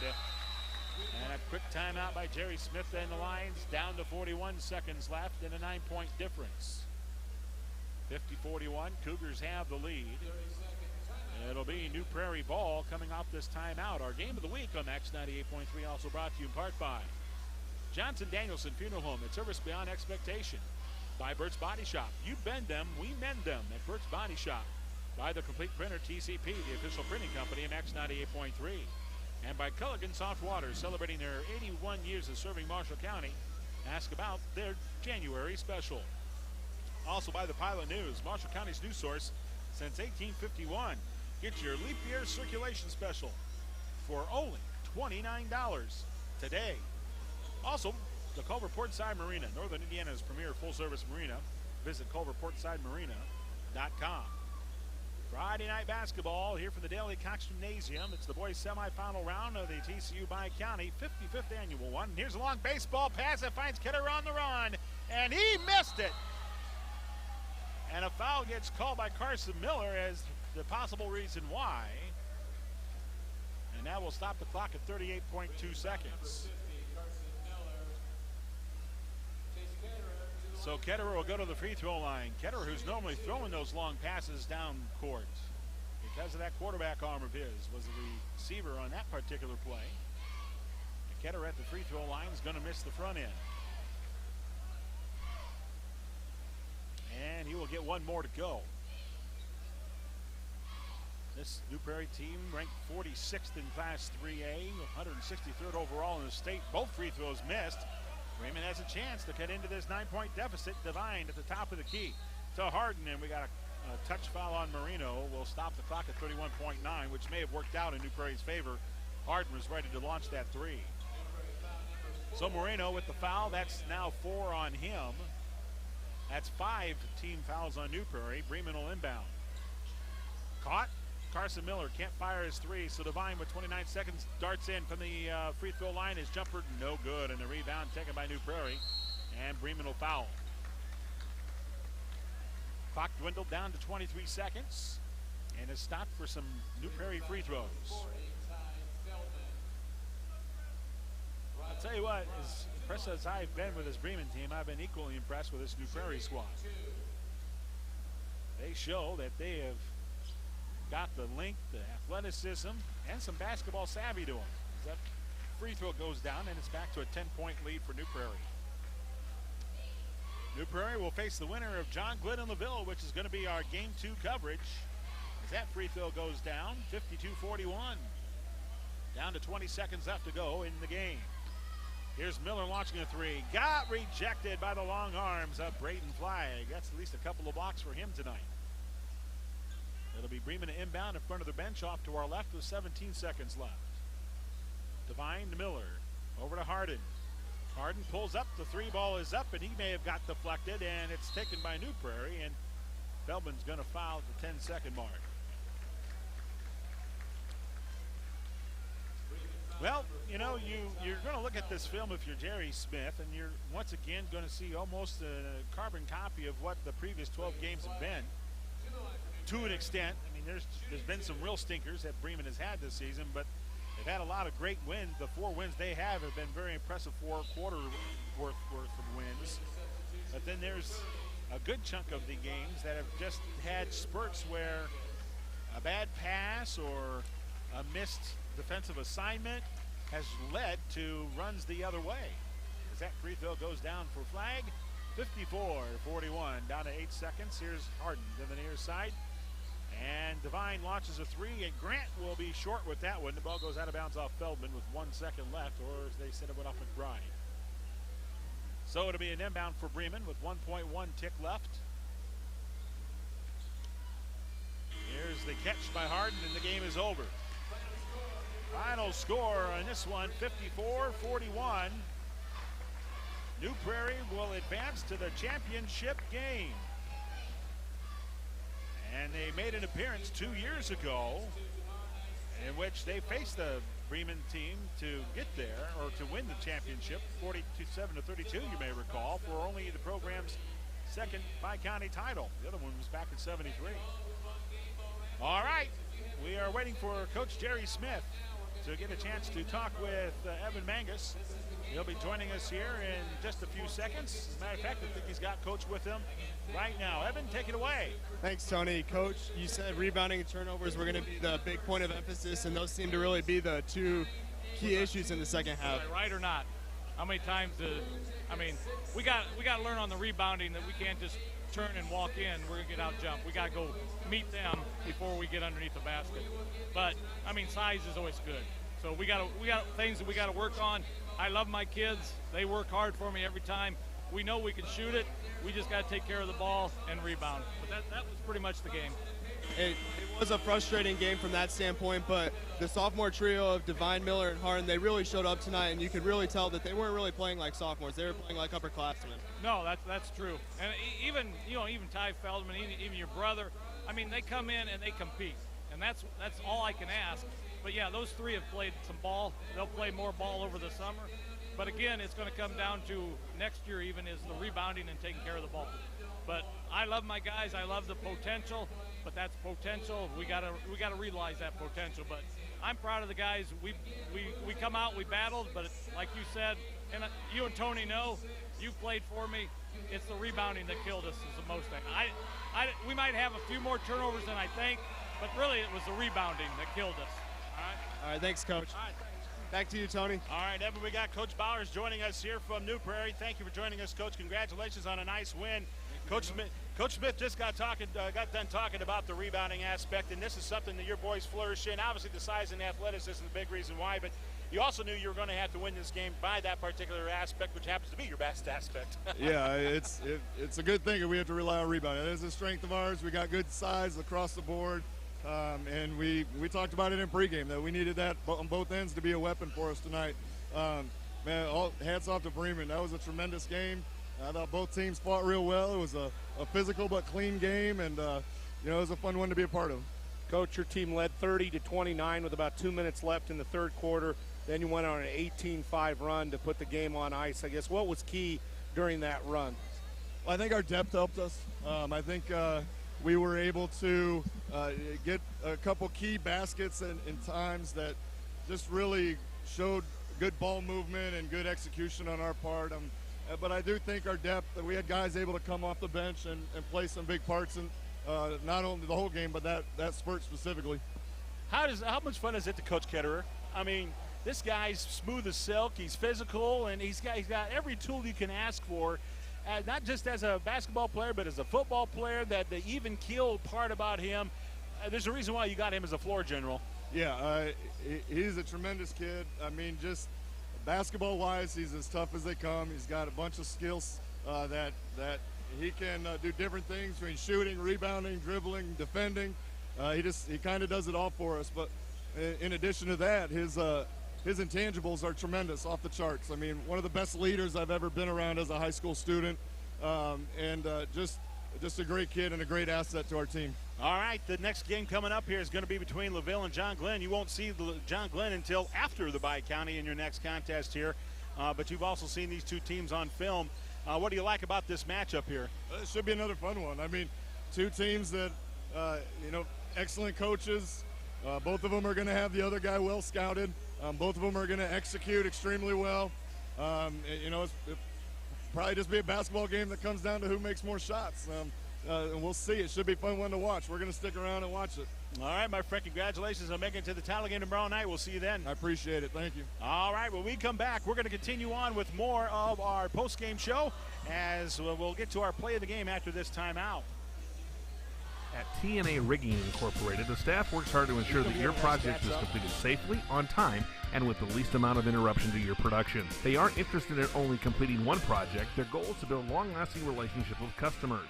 From machinery movement and repair, installation, transportation services, TNA Rigging has been serving Indiana and Michigan for over 10 years. For all your machinery and installation needs, call the crew at TNA Rigging Incorporated at 574-233-3074. TNA Rigging Incorporated, your satisfaction is our success.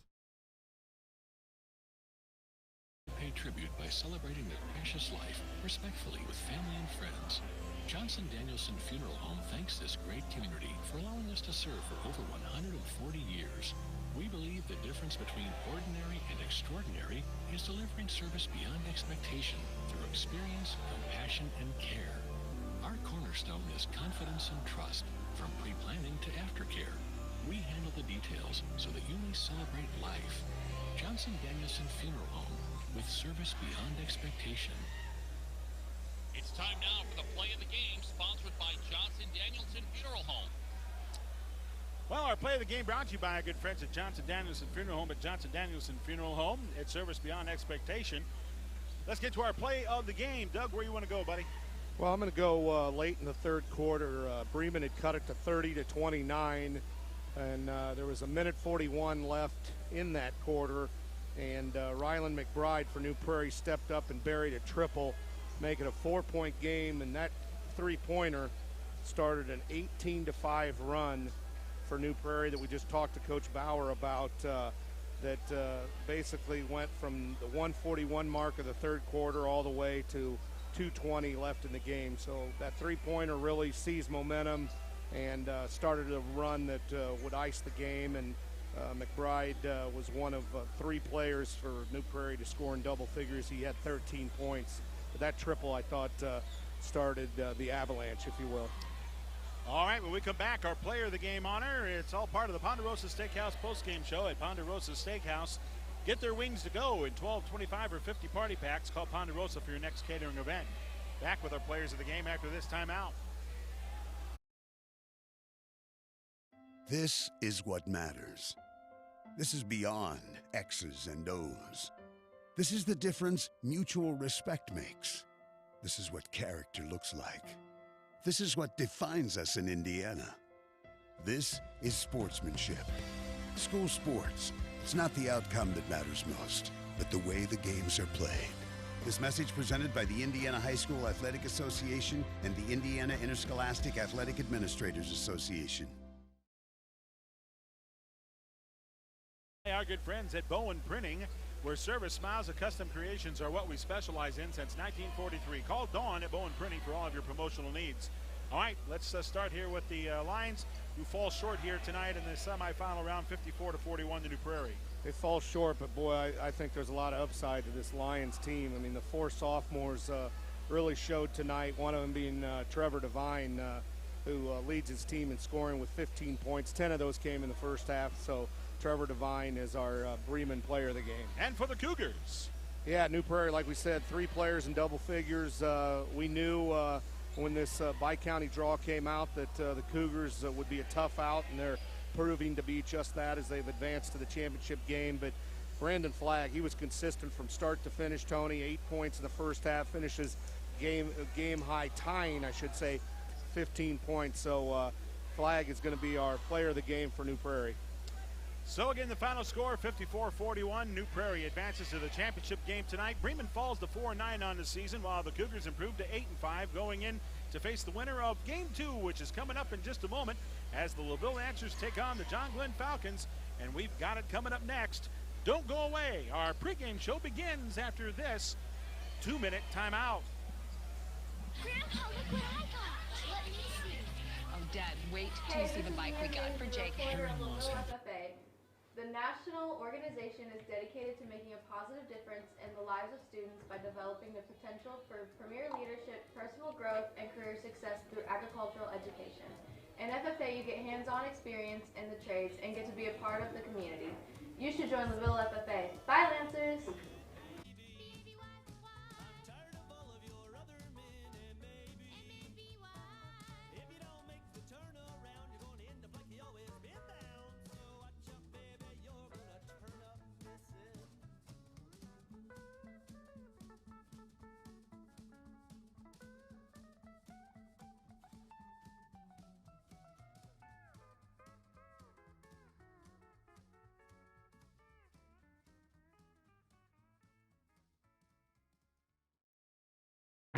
Hey Lancer fans, advertising spots are available today with LVH1.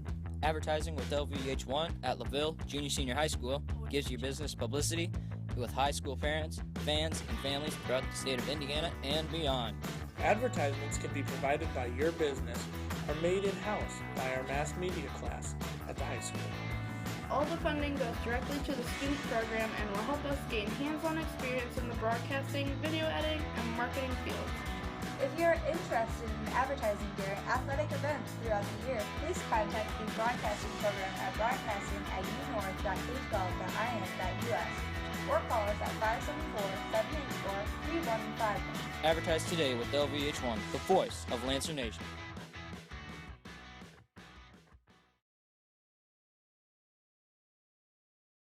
Become an Ancilla Charger by logging on to AncillaChargers.com. Pleasure to welcome in our dear friend, the head coach of the John Glenn Falcons, Travis Hanna. Playing some good ball lately, my friend, and heading into this Bi-county, well, you're the defending champs, buddy, so there's a target on that back. How's that feel? Well, there's always a target, isn't there? It's high school basketball. That's kind of the way it works. But I don't know if you can come to LaVille on a Friday night at Bi-county in the semifinals and play LaVille and have a target on your back. I think it's probably the other way around, but it is what it is. We got to play. Well, let's talk about this particular group. You know, heading into the Bi-county, you want to be playing some of your best basketball. Boy, you sure played well against the Oregon Davis Bobcats, doing everything right. Well, we did. It was early. It was good for us to get off to a quick start and kind of build momentum going into this one. And you know, the nice thing about the Bi-county is you're playing teams that you know. So LaVille's not going to do anything tonight that we don't know. It's about execution. There you go. And another key for you guys. Well, we've got to rebound the basketball. We got to keep Dove and Fisher and Good from getting offensive rebounds. They get 10 extra possessions a game just off offensive rebounds. We got to do a good job taking that away. All right, buddy. Good to see you. Thanks, Tony. All right. Travis Hanna, head coach of the Falcons, joining us. We'll be talking with Michael Edison when we come back after this 30-second timeout. At TNA Rigging Incorporated, the staff works hard to ensure that your project is completed safely, on time, and with the least amount of interruption to your production. They aren't interested in only completing one project. Their goal is to build long-lasting relationships with customers. From machinery movement and repair, installation, transportation services, TNA Rigging has been serving Indiana and Michigan for over 10 years. For all your machinery and installation needs, call the crew at TNA Rigging Incorporated at 574-233-3074. TNA Rigging Incorporated, your satisfaction is our success. Welcome back here as we are courtside here at the Dale Cox Gymnasium, getting ready for the semifinal round. Game 2 between the John Glenn Falcons and the LaVille Lancers. Michael, this is going to be round 2 with this Falcon squad. You fell short here on your home court a few weeks ago and left a little sour taste in your boys' mouth. And I would imagine there's somewhat of a little bit of revenge factor going into this. But you know what? It's still about playing the right way. And that's what your boys have been doing lately. Yeah, they've been doing some nice things lately. But you're right. It really doesn't matter how upset you get about losing to a team. If you do the same things the next time you play them, probably have the same results. So we're just going to focus in one possession at a time, really just try to take some things away from them, and on the offensive end try to execute. And if we can do some things, we proved it last time. We can stay with them. They have a really nice team. But I told our guys, you don't have to be the best team. I watched a little college ball last night, Tony.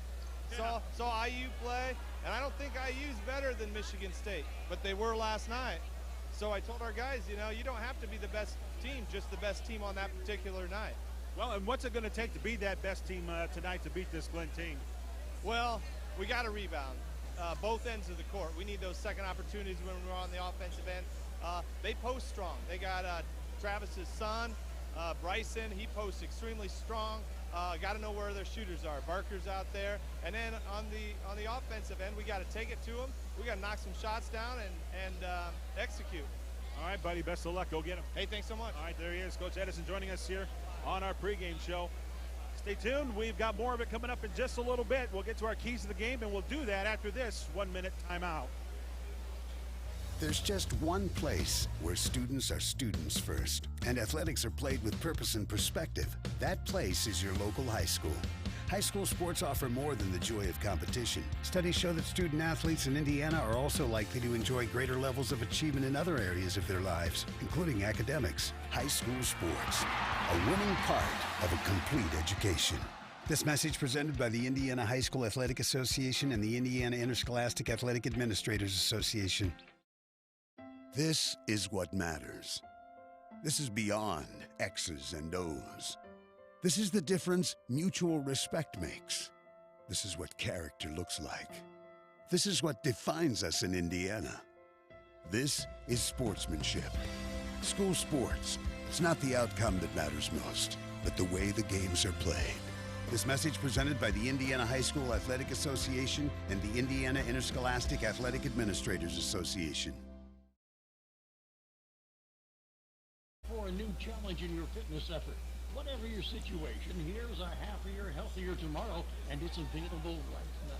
Come to Plymouth Fitness Forum Sports and Wellness Center. Make new friends. Join a group exercise program or an aquatics class. Enjoy the Dance Academy. A more energetic, enthusiastic you begins at the Fitness Forum at Lifeplex.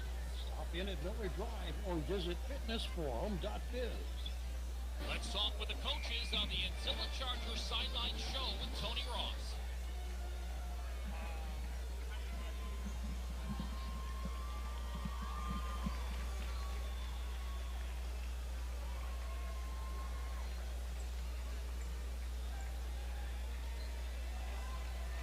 Time now for our keys to the game, and they're brought to you by our good friends at A&M Home Services. From roofs to basements, we've got you covered at A&M Home Services. Well, guys, game two. This is going to be a dandy between two clubs that, well, we saw them play each other earlier a couple weeks ago, and, man, they put on a show for us, and I expect nothing less here. So you heard both coaches talk about rebounding tonight being a real big key. How big of a key is this going to be for both of them? Well, I think it's huge.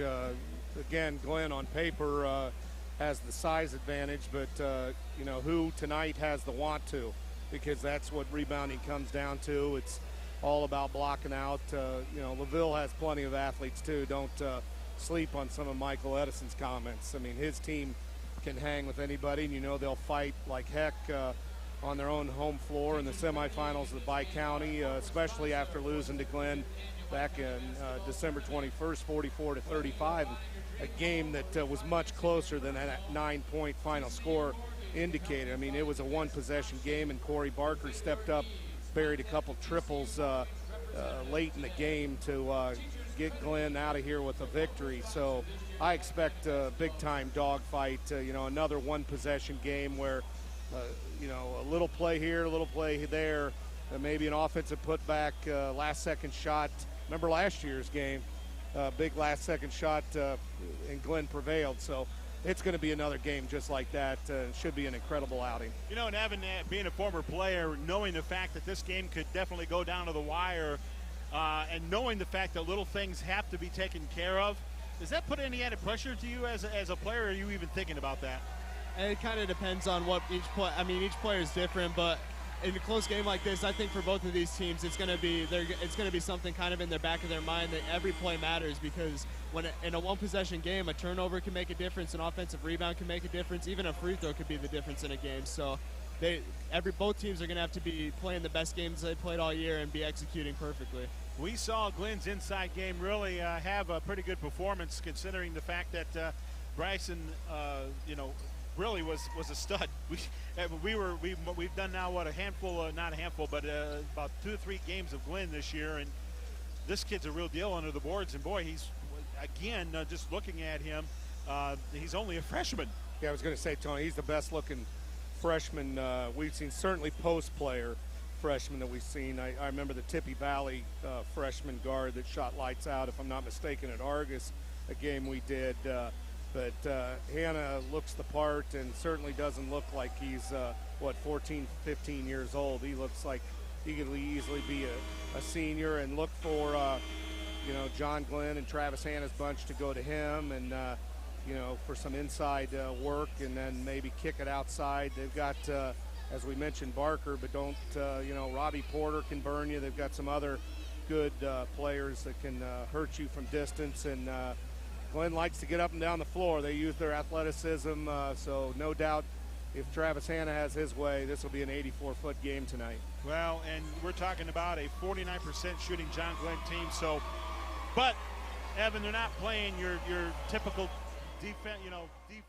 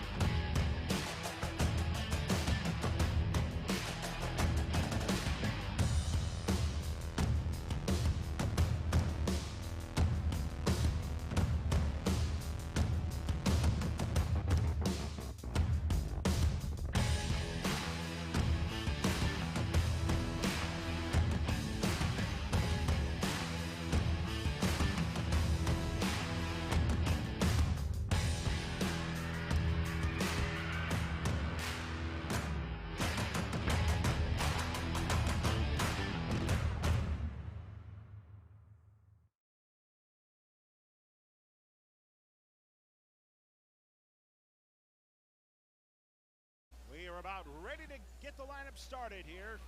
Coach Cox is down at the PA table, and he is ready to announce our starters for tonight. Good evening, basketball fans. Welcome to LaVille High School in the Daily Cox Gymnasium for tonight's semifinal round of the 55th Annual Teachers Credit Union Bi-county Basketball Tournament. And now let's meet the starting lineup for tonight's varsity boys contest, beginning with the guest team on the scoreboard, the John Glenn Falcons. Starting at one guard of 5'10" southpaw, number 3, Silas Kaser. Starting at second guard at 6'4", senior, number 4, Rob Porter. Starting at third guard at 6'1", junior, number 10, Carter Young. Starting at one forward at 6'3", freshman, number 14, Bryson Hanna. Start the other forward at 6'8", senior, number 34, Corey Barker. John Glenn Falcons are coached by Travis Hanna. Now let's meet the starting lineup for the home team on the scoreboard, the LaVille Lancers. Starting at one guard of 5'11", senior, number 3, Connor Wazore. Starting at the other guard of 5'11", junior, number 23, Andrew Dill. Starting at one forward is 6'3", junior, number 22, Bobby Good. Starting at second forward is 6'4", senior, number 34, Austin Dove. Starting at third forward is 6'2", senior, number 44, Jimmy Fisher. LaVille Lancers are coached by Michael Edison. So that's your starting lineups, brought to you by our good friends at the Shepherd Auto Group, where we always treat you like family. Our tip-off tonight brought to you by good friends at Energy Efficient Roofing in Plymouth. Waterproofing specialists, roof of the best, or leak like the rest, Energy Efficient Roofing. What a great crowd on hand as they have about filled this place to capacity. Intensity's ratcheted up a bit for this game, hasn't it, Tony? You feel it too, huh? You feel it too. This is what the Bi-county's about right here. Two heavyweights in our area going at it. Glenn decked out in the road blacks. LaVille in their home whites, and the ball controlled by the Lancers going left to right on your radio dial. Connor Razorek has the basketball in his hands. Razorek, 5'10" senior, season high at 25 against Memorial. Gets it now to Dill. Fisher works it around to Bobby Good. Bobby Good may be your X factor tonight if you're a LaVille fan. Worked around to Bobby on the right wing side again. Bobby gets at the top. Andrew Dill getting a start tonight for Michael Edison. Over to Razorek on a catch and shoot three. Good! Connor Razorek wasting no time going long with that three ball. That's his 14th make from outside on the season, 3-0 LaVille. Good siding for the Lancers early. They need number 3 to be hot. Here we go on the counter. Glenn has Robbie Porter with a jumper. He shoots and scores. He was just inside the arc. It's a 1-point LaVille advantage. 32-year score if you're just joining us. Fisher with the ball on the left wing side, finding Austin Dove. Dove looking, he finds in the corner Dill. Dill wants to dribble out of it, Will. Gets to the back volleyball line, reversed it over to Austin one more time. Now it's going to be Connor on the catch. Can't fire it, traveled. So Connor on the no-no gives the ball back to the Falcons. You say Glenn's going to have to get out on LaVille's shooters, and it's just almost like New Prairie in the first tilt against Bremen. Does Glenn's length and athleticism and size disrupt LaVille's offense? Silas Kaser with the basketball, and he's going to dribble to the near side, able to get it up to Corey Barker. Can't fire a three, so it's back outside to Kaser again. Silas dribbles to the right wing side, then hands it off to Young. Young has had a great year for the Falcons. Worked around to the corner to Porter, and he traveled. So Glenn turns the ball right back over to the Lancers. 3-2-year score in the Reese Aaron 8 Center scoreboard. 6:34 left in the first. Welcoming all those viewing in on our LVH1 network, doing the video stream tonight. As you'd expect, maybe nerves ratcheted up too as well, Tony. A couple travel calls early here in the first 90 seconds. Andrew Dill with the basketball near the back volleyball line, able to get it off to the left side to Fisher. Outside the arc is Razorek now with the touch. Razorek dribbles to the right, will go left with a pass to Fisher. Jimmy back to Austin Dove this time. And now it's the Dill. Dill bodied up hard by Salas, and now it's worked back to the top to Good again near the back volleyball line. Now to the right elbow, Dove. He wants to go in on Bryson, who took a charge, or did he? Nope, it's going to be a no call. Dove got it back, puts it up one more time, and this time it's an offensive foul on Austin Dove. Look over the way. Coach Edison nods in agreement, saying, hey, it's okay. So the score stays 3-2. LaVille with the 1-point lead. Both ends of the gymnasium has one side the LaVille student body, the other side the Glen student body, and what a treat it is to get us to see that. Those stands are packed. Here's a lead underneath the Porter. What an assist to Bryson Hanna on that play. 4-3 Glen. Connor Resort gets it to the right elbow, already on the offense, Lancers. Fisher to the corner, Bobby Good. Can't fire it, so it's back out to Austin Dove again. Austin looking inside. And underneath the Connor Resort spin move, flips it up, missed it, tipped around again. That goes in, but we got a two-shot foul that's going to be called. So this will stop the clock.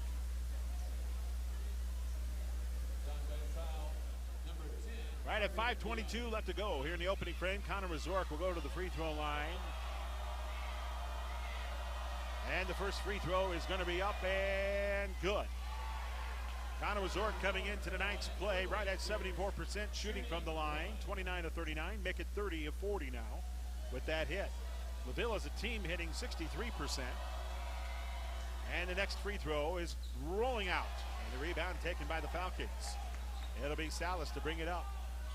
Salas Kaiser, the 5'10 sophomore, averaging 6 a game. Got to the baseline, denied everything else. Dill stepped in the lane, gets the steal, and now he's off to the races. Goes for the layup. He scores! Andrew Dill, averaging 7 a game for Michael Edison's group. This got a transition bucket. And now it's a 6-4 LaVille advantage. Back the other way, Glenn. This is Carter Young with it. Trying to avoid a double team, does. Now Carter between the legs dribble, brings it back out to Corey Barker, slings it off to the right side, Porter. Robbie looking inside, Bryson not getting open yet. Now he goes to the post up near the block, but they keep it outside to Young. Young wants to dart in with a floater, and that's an offensive foul on Carter Young of John Glenn. That'll be his second personal foul, too. Clock stops at 4:40 in the Reese Serenade Center scoreboard. Still 6-4. LaVille has the lead. Here we go at the inbound, and Connor Resort will have the ball. Connor will cross the timeline, picked up by Carter Young. Glenn coaching staff not too happy. They wanted to get Young out of the ball game. The officials moving this one right along. This is Dill getting to the right elbow, has to lob it out. Bobby Good a long three. That's too long. And a rebound taken by Resort, ran into his own guy. And then Carter Young just picked up his third foul. He was at the wrong place at the wrong time, and he's caught part of the contact. And now Glenn's going to lose Carter Young for a good chunk of the first half. Probably for the rest of the first half, I would think, with 3 personals. So the team's best point guard is out. And, of course, top scorer at 154 coming into tonight. So here's a corner three by Good off the whistle, and it's going to be no good. And the rebound, 3 bodies on the floor, 4 on the floor. Timeout called. Is it going to be whistled a jump ball instead? Yes, it will be. Down to 4:04 left to go in the first half. Glenn will have an inbound right in front of their student body off to our right. It will be taken by Kaiser. He'll dribble it up across the timeline, picked up by Connor Resort. That's going to be a fun matchup tonight. Now Barker tried to lob it in for Bryson, and that's almost stolen by LaVille. Probably Good couldn't handle it out of bounds. So it stays an inbound for Glenn, this time left of the basket. By the way, into the game for John Glenn is Jack Porter, the 6-foot sophomore. He's going to have to put in some good minutes. Kaiser needs the inbounds. He's going to find his man, that being Robbie Porter. He has to dribble it out to the top of the key. Dumps it off to Kaiser. Kaiser looking to reverse it. Can't find the slip, and now the secondary man coming through, and that's going to be Porter again. Robbie calls a new play with 3.5 left to go here in the first quarter. Porter will go to the right side of Barker. Barker, the tallest man on the court for Glenn at 6'8". He's going to dribble to the baseline, doubled, and then he's able to get out of it, finding Robbie, who drives in, but he traveled on his way to the hoop. So that's going to be a Glenn turnover. Score stays 6-4. LaVille with a chance to add to their 2-point advantage. 4th turnover by the Falcons. Travis Hanna telling his team as they go down the floor to get ready on defense, settle down.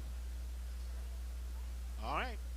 The Falcons will have to drop back in defense as Connor Mazurek attacks Silas, forcing a pass to Dill on the far side. Now to Fisher, able to find Good. Bobby reversed it over to Connor on the left wing. Connor still looking, and now hits Jimmy Fisher at the right elbow. Under 3 minutes to go. Nice kick to Good for 3, but he missed again. And the rebound taken by Bryson. And a foul is going to be called here on Andrew Dill. Bryson did a great job of trying to avoid the contact there, but Bryson's such a big kid. Dill had to take one for the team. The problem is he's called for the foul. So that is Dill's first, team second for the Lancers. They'll get back on defense as Glenn brings the ball up at the 2:45 mark of the first quarter. Falcons trying to tie it up on this possession. If they go long, they'll have to go ahead with a 3 here. In the corner. This is a pass by Porter that Jack just got it to Barker on the post. Back out to Bryson at the elbow. He missed the jumper. Rebound taken by LaVille, and going after this Robbie Porter, and he creates a jump ball call with him and Austin Dove. So good hustle there. Bobby Good's going to check out, and Alec Coleman comes in on the LaVille substitution. 2:29 left in the opening quarter here at the TCU Bi-county 55th annual TCU Bi-county. Looks like Jake Frankowitz is going to come into the game as Robbie Porter may have got dinged up going after that last loose ball. He's kind of hunched over the chair, maybe stretching out that back of his. This is Coleman on the left wing side as the Lancers run the offense. Gets it to Dill, top of the key. Marked up defensively by Jack Porter. Worked over to the right side of Resort. Connor wants to attack. Spins to the right baseline. Shut down there. Back out to Coleman. Keeps it on the perimeter to Fisher. Fisher now attacks that left lane. Kicked over to Andrew Dill. A 3 ball is up. It's no good. And the rebound battled for by Fisher. Outlet it to Coleman. He thought about the 3 but didn't take it. Alec back to the top to Resort. Nice steal. Stepping in with Silas. And there's Kaiser for the layup. Score! A steal and score for Silas Kaiser. That's his 35th steal of the season, and now it's a 6-6 ball game. Lancers back on the counter quickly. Dill fumbles the ball near the baseline, saved it from going out of bounds. Got it to Coleman. Now it's the Dove. Dove. They're going to let him pop the 3. He got it! Austin Dove, not known for his 3-ball shooting. Matter of fact, he was only taking 1 shot. That's his second, and he hit. Looked pretty good on that shot. 9-6 LaVille. So you're not going to guard me. I'll just step up and knock this one down. Barker says, anything you can do, I can do better. There's a 3-ball by him for the right wing. LaVille pushes it up in a hurry. Dove again on that left wing side. Dove to the corner, finding Lazorek. Lazorek popped it back to Dove, stolen by Bryson. And here we go the other way for Glenn. Frankowitz has trouble with it, needs to find a help, and it's in the form of Kaiser. And down to the right corner, Barker, another 3, and the catch and shoot no good. A rebound battle for Frankowitz, Johnny on the spot, and he scores! It caromed to him at the left block, and he got the easy bunny, and Glenn up 11-9. Down to 34 seconds in a quick pace first quarter. Wazorek with the ball. Tries to dart into that right side, gets to the baseline, looks to kick it out. Caught by Dill, can't fire his 3, gets to the elbow, dropped it off to Coleman, 22 seconds. LaVille with the ball. Fisher now to the right side. Dill can't fire it, who looks at the clock with 18. Dill wants to go into the paint, cannot. Brings it back outside. Boy, he's harassed by 2, and then Dill just threw an elbow into the gut of Kaiser, who was guarding him. Travis Hanna is asking for a personal foul on that play, and it's not going to get called as Dill, very frustrated, is going to come out of the game, and Bobby Good replaces him. Got very fortunate that that wasn't called a technical foul, because that looked pretty flagrant to me as an elbow. Down to 10 seconds to go here in the first quarter. Here's Kaiser to the right corner with 5, and Kaiser needs to get it into the post to Frankowitz with 1. Glenn gets a shot off on a catch by Kaiser. He hit it! You gotta be kidding me! Didn't he hit one player last year? Wasn't that Kaiser that hit the winner? He didn't even, he didn't set. He was in midair when he caught it and fired to three. All in one motion. 14-9 Glenn at the end of one. Oh, man, if that's a sign of things to come, look out, Loretta. Back with more of the 55th annual TCU Bi-county basketball tournament after this timeout. There's just one place where students are students first. At TNA Rigging Incorporated, the staff works hard to ensure that your project is completed safely, on time, and with the least amount of interruption to your production. They aren't interested in only completing one project. Their goal is to build long-lasting relationships with customers. From machinery movement and repair, installation, transportation services, TNA Rigging has been serving Indiana and Michigan for over 10 years. For all your machinery and installation needs, call the crew at TNA Rigging Incorporated at 574-233-3074. TNA Rigging Incorporated, your satisfaction is our success. Evan Mangus was over at the Glenn huddle. Evan? Tony, Coach Hanna just told his boys they got to keep pounding on the offensive glass and defensive glass. They've got to win that rebounding battle, and offensively they've just got to keep moving the ball, look for good shots. All right, second quarter action begins. Glenn will have the ball. Kaiser, who just finished the first quarter with a buzzer-beating three on a literal catch and shoot in one motion, as Dougie further detailed it. Here's Hanna getting the ball off to Barker. Lob down low to Porter, double team, cutting through Hanna, and that's an easy two. Good presence of mind by the freshman, understanding that his teammate got doubled up, and that left an entire seam for him to sneak through and got the easy bucket. 16-9 Glenn. Glenn's knocked down 7 of their first 9 shots to start this game. Resort goes in with a shot, got it stuck between the glass and the rim, but a foul was called on the floor against the Falcons. This comes 30 seconds into the second quarter. 16-9, John Glenn with the lead. Doug Griffith, Evan Magnus, Tony Ross, our engineer back at the studios, the one, the only A.J. Bodine. Here's the quick lob, and Frankowitz just stuck his arm out with a no-look deflection, and he got the ball for his team. So how about those apples? Glenn winds up with the basketball. By Frankowitz. He's had a big putback for Glenn, and that steal. Here's a lead down low to the right block, hopping through traffic and banking home a shot was Robbie Porter there. Robbie Porter, 7 games of double-digit scoring by him. Gets him a little closer here tonight with that bucket, 18-9 Glenn. He's got 6 points early. Here's Dove with another three, this time short. Jimmy Fisher, though, cleans it back up for the Lancers to Dove. Dove to the right side, Razork. Razork trying to use a high screen, nothing happening. And now to Fisher. Over to Dove again. Dove attacking, spinning in on Hanna. And a whistle sounds and a travel on Austin Dove. Gozzi's going to check into the game now for Coach Edison. 6 turnovers by Coach Edison's team. And Coach Edison wants a timeout. It's a 9-point advantage for John Glenn. 6:41 left to go here in the second in a fast-paced first half in game 2 here. We'll be back with more TCU Bi-county basketball after this 30-second timeout. This is what matters. This is beyond X's and O's. This is the difference mutual respect makes. This is what character looks like. This is what defines us in Indiana. This is sportsmanship. School sports, it's not the outcome that matters most, but the way the games are played. This message presented by the Indiana High School Athletic Association and the Indiana Interscholastic Athletic Administrators Association. At Allen Reese Hearing Aid Center at 322 North Michigan Street in downtown Plymouth, or call them at 936-8878. All right, coming off the timeout, Glenn basketball. 6:35 and counting left to go here in the second frame. Silas Kaiser will bounce it to the right side of Bryson Hanna. Gets it into the hands of Corey Barker on the right wing, still outside the perimeter. Corey gets to Frankowitz, right elbow, long jumper, got it! Jake Frankowitz with a season high at 12 against Oregon Davis has got 4 now, and it's a 21-9 Glenn lead. Fisher works it around to the right side to Gozzi. Gozzi gets it to the top. Aiden Doyle with his first touch of the night, finding Connor Resort. Connor near the back volleyball line. Reversed it over to the far wing, handled by Fisher, now to Gozzi. Gozzi guarded by Hanna out high. Gozzi didn't take him and now waits for some help. Resort comes in that form and now dumps it off to Doyle, top of the key. Aiden able to find Fisher right angle high. Barker trying to mess with him. Gets it to the corner to Doyle.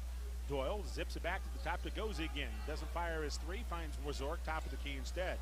Connor got to the left elbow. That's as far as he got. Now over to Bobby Good. Bobby looking for some help here, popping out Jimmy Fisher.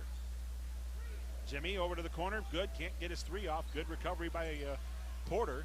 And now it's going to be Fisher wanting to drive in. Kicked to an open corner off a nice screen. Good's three, good. That's a good one. 20-12, LaVille with that three. Ball whistle sounds. Ball gets deflected, and so it'll be an inbound coming up here for John Glenn. He had to figure Good would finally find the range. He'd missed, three three-pointers to start the game. 3 times this year, Bobby Good has hit the 20-plus point plateau.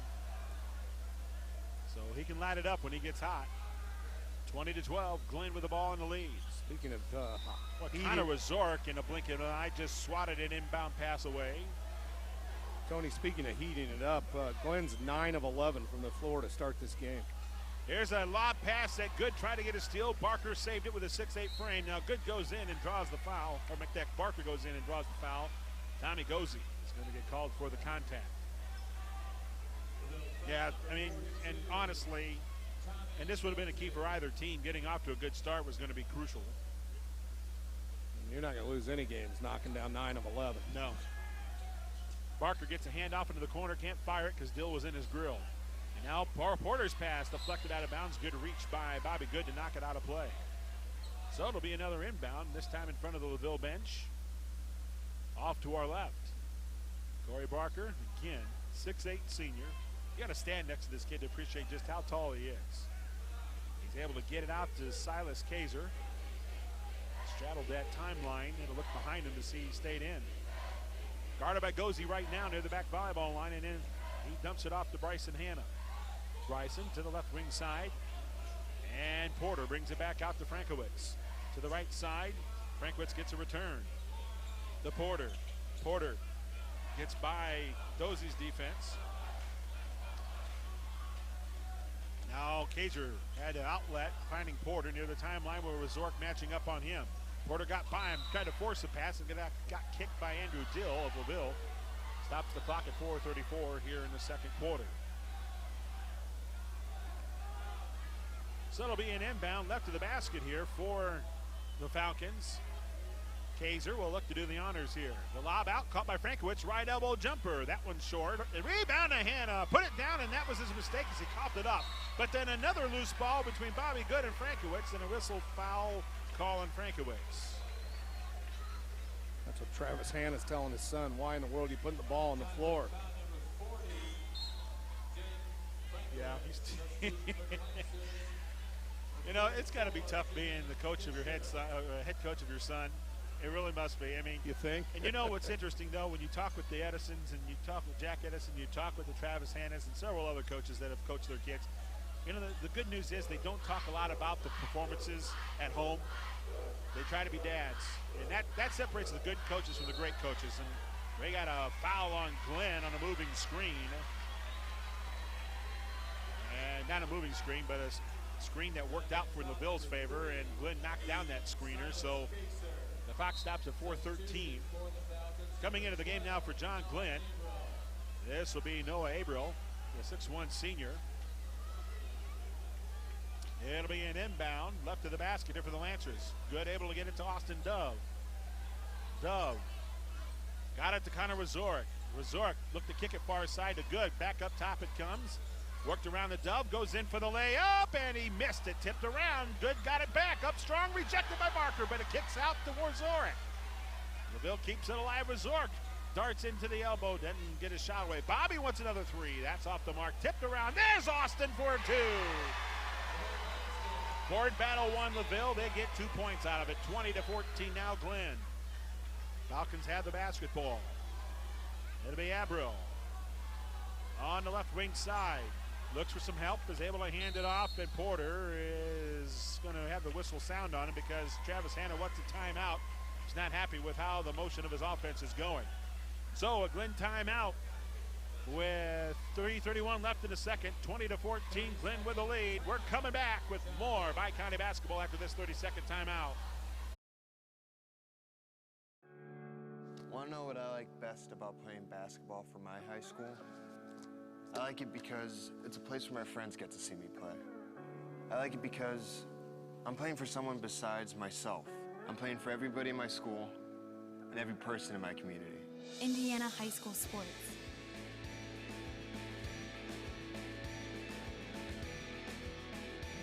They're more than just a game. Come and see me play. With the best or leak like the rest. Coming off the Glenn timeout, Evan was in that huddle with Coach Hanna. We even heard that conversation over here, but we're going to have Evan talk about it real quick. Yeah, Tony, I'm sure the whole gym was able to hear Coach Hanna there, but he was ripping on his boys about getting on the offensive and defensive boards. They can't be giving up rebounds to LaVille. And now they just turn it over as a pass for Barker went off his fingertips. And the clock stops at 3:15 left to go here in the second. It's only a 6-point Glenn advantage, 20-14. And LaVille will have the basketball. Critical point here for Glenn with Kaiser and Young on the bench, foul trouble. Kaiser's got 2 personals, Young with 3. Bobby Good has the ball, gets it off to Dillon on the left wing side, looking inside. And now the whistle sounds. That's 1-1 now for LaVille, and Connor Wazorik's going to the foul line. Well, and that's not necessarily great news, but this LaVille team 63% from the charity stripe. Wazorik, however, 74%. So if you're going to foul somebody, this wasn't the character to do it. Connor at the free throw line where he's 29 of 39 coming into tonight. As that free throw is up, and that is good. 5 points the difference. Glenn leading 20-15.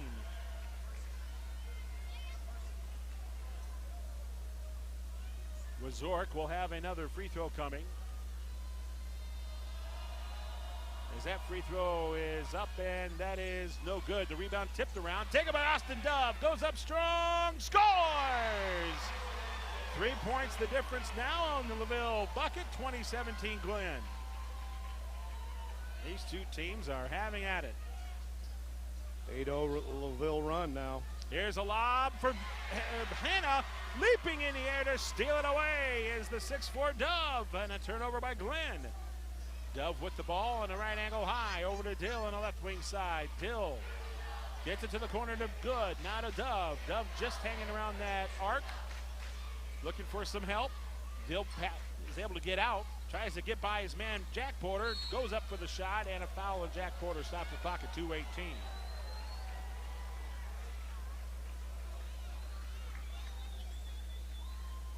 Coach Hanna not happy with that call by the official.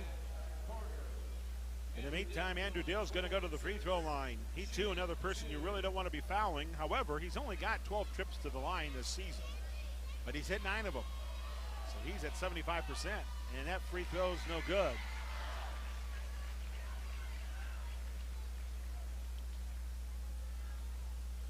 So the clock stops at 2:18.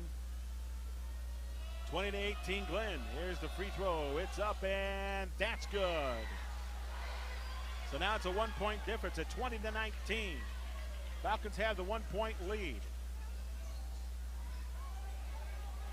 Here's the lead to the post up Hanna. He has to bring it around to the near corner. Robbie Porter a 3. Good! Robbie Porter with a corner 3. That's his 8th make from outside. And it's 23-19 John Glenn. That was a big one, too. Stopped a 10-0 run by the Lancers. Here's a steal out high. Getting that steal is going to be Noah Abril, and he finishes with a layup. And just like that, a 4-point swing gives it a 25-19 Falcon advantage. On the left side was Zorik. Will go to the near wing to Dill, a 3 launch. That's an air ball. The rebound, Kerms out of bounds. Who would go off, though? That's the question. They're going to give it to LaVille.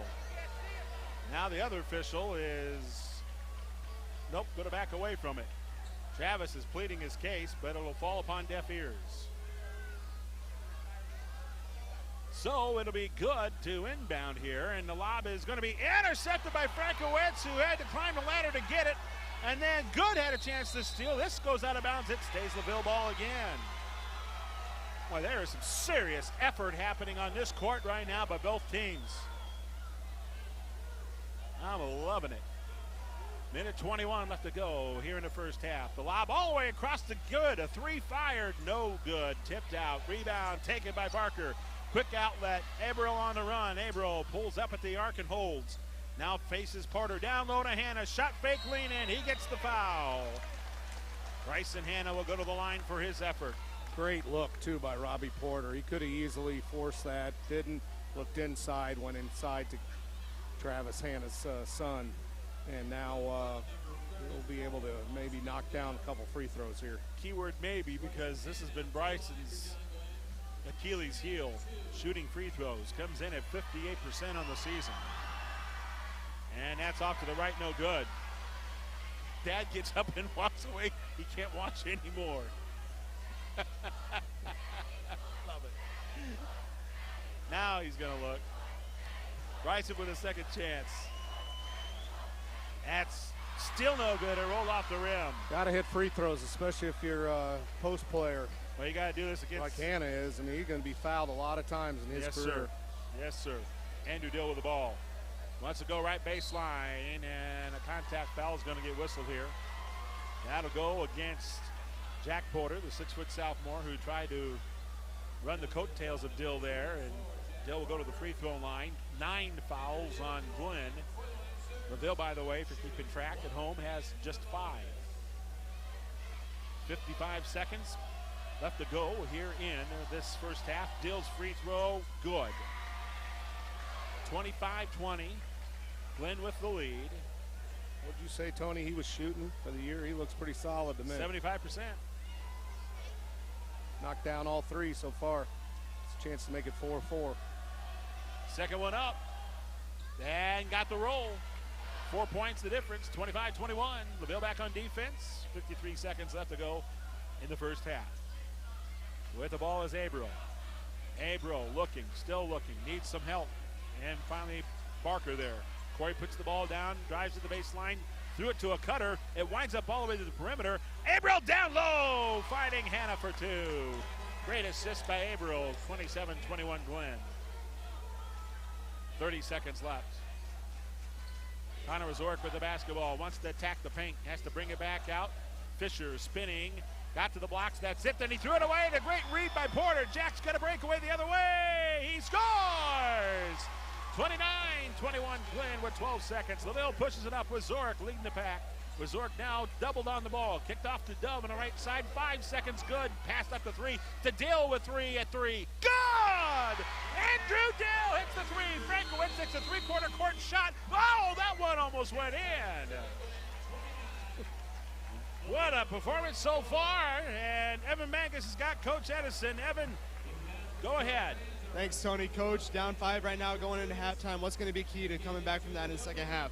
Well, we had several key turnovers there that led to some transition points for them, and that's never good. If we can just take care of the ball, get high percentage shots, not allow them to get, down low to Bryson, Hannah, we got a chance. But we got to do some things well on that offensive end by not turning it over.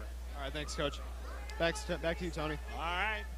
That's the thoughts of Coach Michael Edison as at halftime, the Falcons have the lead. When we come back, it'll be our Oliver Ford Lincoln halftime show, and it's coming up next after this 2-minute timeout.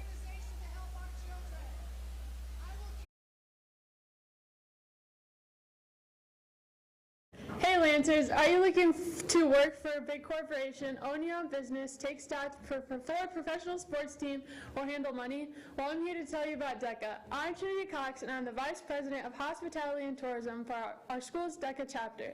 I've been a part of DECA for 2 years now, and I've had the time of my life here. I've competed at both district and state level last year, and look to go back again this year. You have the chance to compete as a solo event or be a part of a team decision-making event. DECA has really opened up my eyes to a different aspect of business and has helped me grow as a human being. DECA will help you grow into a young, mature adult if you join, just like it has helped me. You will have the chance to make tons of new friends as we are a growing chapter and look to continue to grow for the future. If you are a sophomore through a senior and would like to join DECA, come talk to the chapter advisor, Mr. Thomas, today and start your journey. The following broadcast is the exclusive property of LVH1 and the Union North United School Corporation for the private use of our audience and fans. Any retransmission or duplication of this broadcast without the written consent of LVH1 or the Union North United School Corporation is strictly prohibited. We hope you enjoy this event, and go Lancers!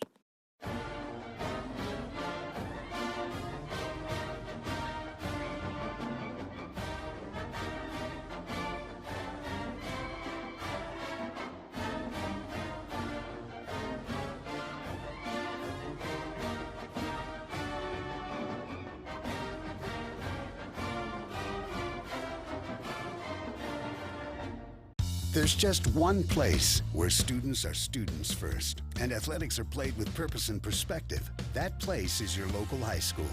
High school sports offer more than the joy of competition. Studies show that student athletes in Indiana are also likely to enjoy greater levels of achievement in other areas of their lives, including academics. High school sports, a winning part of a complete education. This message presented by the Indiana High School Athletic Association and the Indiana Interscholastic Athletic Administrators Association. The lead over the LaVille Lancers here at halftime. Our halftime brought to you by good friends at Oliver Ford Lincoln. At Oliver Ford Lincoln, we tip our hat to you. What an exciting first half of basketball between these two clubs, as we thought it would be. Of course, if you're just tuning in, our first game had a completion in which the New Prairie Cougars ended up winning 54-41 over the Bremen Lions to advance to the championship game. And they will face the winner of this one. And I'll tell you, I'm looking forward to that one as well, because New Prairie was pretty solid tonight, and right now John Glenn and LaVille are toe-to-toe. Yeah, and it's hard to believe Glenn's only up 29-24. Consider this, Tony. Glenn in the second quarter was 7 of 9 from the floor. They're 13 of 17 shooting for the game. But I'm sure Travis Hanna's not too happy about 8 turnovers. That's really hurt his team, and they've really been foul prone here. They've got 9 fouls in the first half, and as a result, LaVille has shot 8 free throws. So a couple key stats there to keep an eye on going forward, and Glenn's having to manage their backcourt in foul trouble. As we said, Carter Young picked up his second personal, then right away, Glenn couldn't get him out of the game. He picks up a third foul, so he had to go out of the game. And Silas Kaiser, he has 2 personals. So they'll have to, be careful with those 2 players going forward in the second half. And but with that said, I don't think Glenn's missed a beat. I mean, Abril came in, gave him some good minutes. Jack Porter gave him some good minutes. And as Michael Edison told Evan in our courtside interview, a couple key turnovers by the Lancers led to some fast break opportunities. And we know the Falcons love to get out and run in transition, and more times than not, they will really make you pay. Yeah, like we said, Glenn shooting just sizzling from the floor, knocked down 13 of 17 shots in the opening half. The 8 miscues, I'm sure, were really chomping, or really gnawing at Travis Hanna. LaVille was just 4 of 10 in the second quarter shooting. They're 7 of 18 for the game from the field. They also have 8 turnovers. Looking at some of the leading scorers, or looking at scoring totals in general, Andrew Dill's been terrific. He leads LaVille with 9 points, actually tied for game high honors with 9 points, 4 of those coming at the foul line. Austin Dove has 7 points. Connor Wazorek has 5 points, and Bobby Good hit a triple in the second quarter, but he's really struggled from distance in this game. That's LaVille's 24 points. For John Glenn's 29 points, they're led in scoring by Robbie Porter's 9 points, one of those being a three-pointer. Then they got 5 points from Silas Kaiser, 4 points from Bryson Hanna, all 4, by the way, coming in the second quarter. Jack Frankowitz was big off the bench for the Falcons, came up with the steal. He also chipped in 4 points. Corey Barker has a three-pointer in the first quarter for his only 3 points. And then they got a field goal from each Jack Porter and Noah Abril for 2 for their 29, as Glenn leads LaVille in the Bi-county semifinals 29-24. When we come back, we'll continue with more of our Oliver Ford Lincoln halftime show. Again, your score, 29-24. Glenn with the lead. Back after this. Timeout.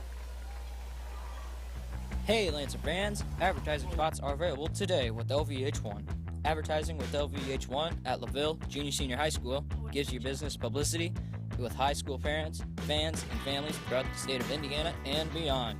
Advertisements can be provided by your business or made in-house by our mass media class at the high school. All the funding goes directly to the student program and will help us gain hands-on experience in the broadcasting, video editing, and marketing fields.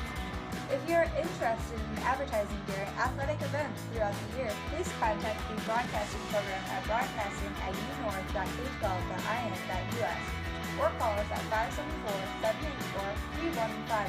Advertise today with LVH1, the voice of Lancer Nation. Tony, before the game, we can't give up offensive rebounds. Dove, Fisher, and Good, they get most of their points on the offensive glass. So if we give up offensive rebounds, now they become players, and now we get trouble guarding Wyzorek and Dill, as you saw right there. We got to do a better job on the boards, bottom line. Despite that rebounding issue, you guys still find yourselves up 5 right now. What's going to be the key to the second half? Score more points than they do. Thanks, Coach. Back to you, Tony. I think he does that just to know he can do that. Come on, Travis. That's why he always makes the big bucks over at John Glenn. I love that guy. You can catch it tomorrow morning on the Saturday Morning Coaches Show as well. We always get a chance to have some great conversation talking Falcon basketball. All right, so we're going to take another break and come back with the do's and don'ts to the second half for both of these teams, and we'll do so right after this 1-minute timeout.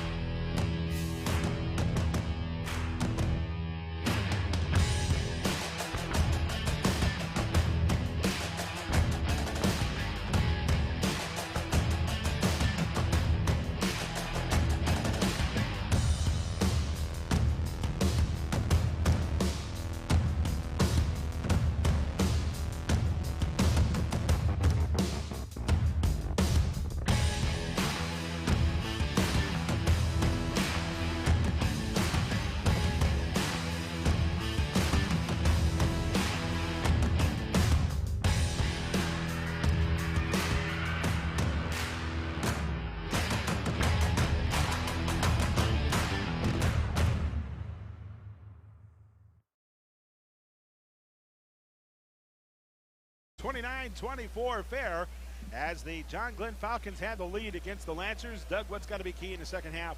Well, I mean, if Glenn, controls the backboard, they're in good shape and limits their miscues. With that said, LaVille's gotten some good looks from the perimeter, especially Bobby Good.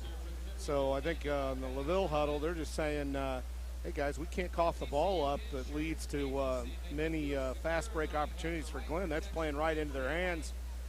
We cut down those kind of errors and maybe knock down some of those open looks. We're right there. I think Michael Edison will be the first one to tell you, considering how well Glenn shot the basketball.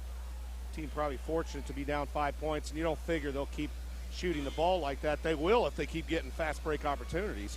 Evan, your thoughts? I honestly think this game's going to come down to rebounding. LaVille wasn't able to take advantage as much as they possibly could have in that first half with those offensive rebounds they got. But if they're able to continue to do that in the second half and get those offensive rebounds and take advantage of them, then that'll be what determines this game. All right, folks, batten down the hatchets. We've got ourselves 2 more quarters of basketball between these two rivals, and it's going to be good. 29-24. Glenn with the advantage, and it's LaVille with the basketball, going right to left now on your radio dial. Andrew Dill has the basketball in a shot fake, able to get it off to Wyzorek. Wyzorek dumps it off to Good, back out to Austin Dove this time. Austin, they have no problem giving him the three-pointer if he wants it. He's already hit one today, but missed on another. It's going to be Wyzorek trying to dribble in. He's denied the middle, and now it's back out to Andrew Dill, who fires a three. That's an air ball. Saved by Austin Dove, and it's taken by Bobby Good. A new life for LaVille. Good no-quit by Bobby Good, who now lets the three go, and that's off the rim. Good box out and take by Silas Gazer, and now Glenn goes back on the offense. Glenn dodged a bullet there. Can't give up that kind of offensive rebound. This is going to be Carter Young, who's playing with 3 fouls now and literally missed an entire first half because of the early foul trouble. Got the pass to Kaiser, and it goes off his feet. Turnover, Glenn. So a minute into the third, Falcons turn it over. Spacing, an issue there for John Glenn on that half-court set. And so now it's Lancer's turn to try to cut into this deficit of 5. Andrew Dill couldn't fire his three. Bobby Good has it outside the perimeter, right wing side. Bobby back to Andrew. Andrew, he launches a three ball in and out on the rebound. Tipped out. It's loose. Taken by Jimmy Fisher for the LaVille Lancers. Now to Azork to an open corner. Good as all day to fire. He shoots and scores. And that cuts the deficit down to 2. He's playing with fire, giving LaVille that many chances. Oh, my goodness. Leaving Bobby Good that wide open. Might as well just put the 3 up and just go back and play defense. Here's a shot by Hannah that draws a foul at the 6:23 mark. Good job by the Falcons answering and getting back. Glenn looking to make their 24th Bi-county title appearance if they beat LaVille tonight. Glenn has won the most Bi-county titles with 15. They've lost 9 title games since the inception of 1966 with this tournament. Is that free throw by Bryson no good? And Bryson's now 0 for 3 at the line. Travis may walk out of the gym here pretty soon. He's just beside himself. Second free throw on its way. That is no good either. But Glenn gets it back thanks to Corey Barker. And now it's Porter. Porter with the ball. He's going to dribble it to the right wing side. Porter will get it to Barker. Now to Silas. Kaiser brings it to the top. Now to Porter. Porter driving in right side of the paint. Can't find anybody. Then the backdoor connects to Young. Blocked by Dove. Back to Young. Young up strong. Draws the foul. No, he traveled. Oh, they call it travel indeed. 2 minutes into the third. Glenn's lead still 2, but now the Lancers with a chance to tie. This will be Wazork across the timeline. Nice stutter step. Spin in. Turn. Short jumper. Bank shot. No good. And a rebound to Barker. Corey will bring it up on the dribble. Crosses the timeline. Gets it off to Young on the left wing side. Carter to the corner. Corey, a catch and shoot 3. Good! Corey Barker, the 6'8 senior from far corner, just knocked down his 23rd 3 of the season. What a weapon to be 6'8 and be able to step out and hit three-pointer after three-pointer. I wouldn't know a thing about that. Andrew Dill on the left wing side. Lob under the Dove. He got position on Hannah. Goes in. Missed the jumper. Boy, that was perfect for Austin. He couldn't find it. And now Kaiser the other way in a hurry. Into the corner. Young denied the baseline drive. Kicked it in an open wing and overshoots his man. A bad turnover for Glenn there. In addition to the glass and the offensive rebounding that Glenn's getting beat by LaVille, you know, the turnovers are really starting to creep up here on Travis Hannah's. 11 for the game. That's 3 already in this quarter, and we've played 3 minutes. 14 turnovers a game is what this Glenn team is averaging per contest. As the pass goes out of bounds, it'll stay LaVille ball. This LaVille team is averaging 12 turnovers a game. Dove to Wazorek. Wazorek guarded by Kaiser. Kaiser goes for a steal and got it. You don't see that happen often. Kaiser goes in for the layup. He short-armed it and the rebound to Dove, or rather Jimmy Fisher. Good recovery by LaVille, and now Wazorek pushes it up to the corner. Bobby Good sets for 3. It's long, and the rebound taken away by Young. Hill outlet, finding Robbie Porter across the timeline. Porter lowers his shoulder, and that's an offensive foul on Robbie Porter. Connor Wazorek took one for the team, and boy, is he coming up breathing heavily.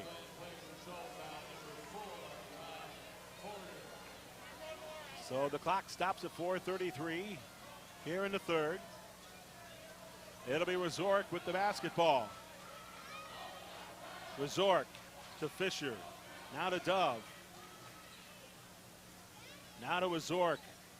To Dill, setting for 3. Good! Andrew Dill cuts the deficit down to 2 again. 32-30. Glenn with the lead.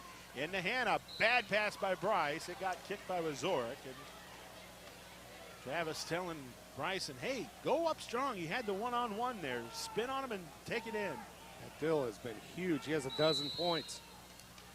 Timeout is called with 4:10 left to go here in the third. It's a nip-and-tuck game as we thought it would be. 2 points the difference. Glenn with the advantage. 32-30. Back with more third quarter action of the 55th annual Bi-County Basketball Tournament after this 30-second break. This is what matters. This is beyond X's and O's. This is the difference mutual respect makes. This is what character looks like. This is what defines us in Indiana. This is sportsmanship. School sports. It's not the outcome that matters most, but the way the games are played. This message presented by the Indiana High School Athletic Association and the Indiana Interscholastic Athletic Administrators Association.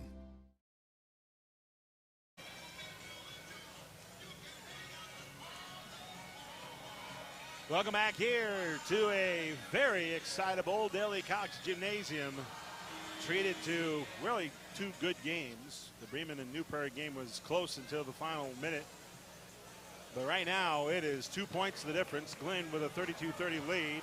Evan was over by the Glenn huddle. What did Coach Hanna have to say? Tony, Coach Hanna told his boys he wants them to try and get out in transition offensively, see if they can speed this game up and get some transition buckets. So we'll see if the transition defense of LaVille's up to the task. Glenn will lob it out. It'll be caught by Corey Barker. Now to the left side, a three launched Robbie Porter. That's long, and the rebound tipped off Jimmy Fisher, and it goes out of bounds off him.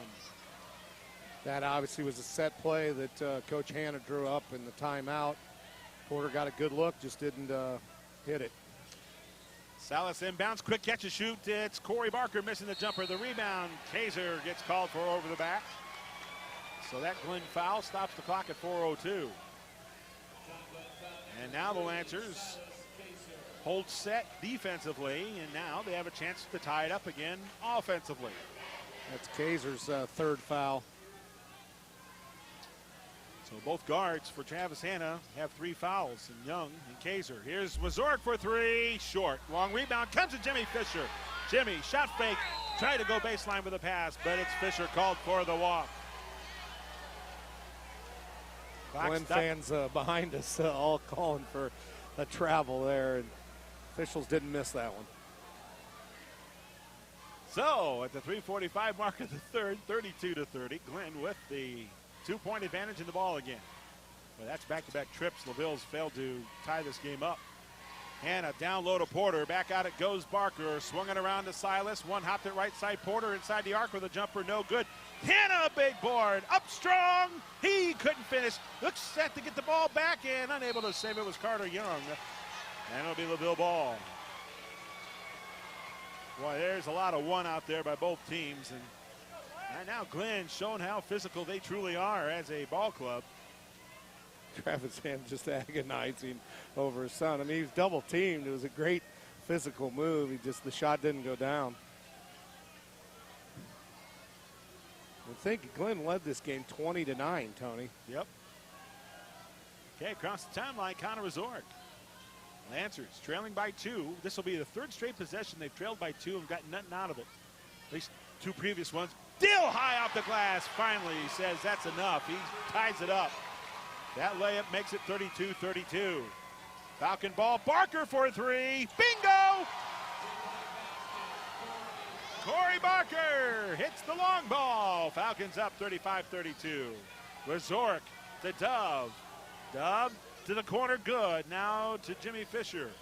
Over to Dill, 3 ball for the tie. No foul, Dove grabs the miss, and then he got rejected. Hanna comes away with it, pushes the ball up. Bryson to the left to Young. He's fouled on the way to the bucket.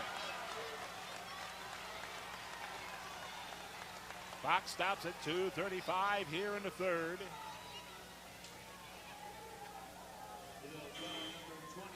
So it'll be Glenn to the foul line as Carter Young will take some free throws. This Glenn team has been hit and miss all season long. They get about 12 makes for every game, getting to the line about 22 times. Carter Young scoreless still in this game. Misses the front end of that free throw. Glenn's 2 for 11 free throw shooting performance against Mishawaka Marion kept them from possibly winning that game earlier this season. This free throw goes in.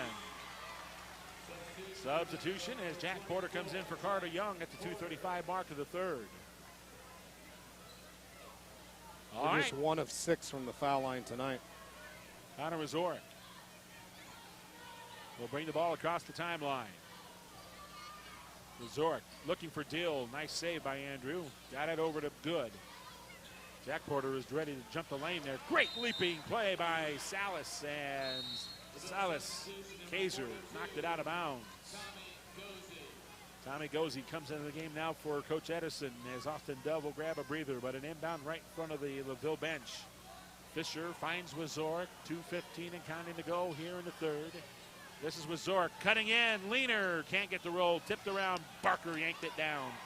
He's gonna dribble out, finds Kaiser on the run. Kaiser left side, stopped at the baseline, finds Hannah underneath, missed the bank shot, tipped loose, taken by Wazorek. He's got 1 against 3. Goes in, managed to still score!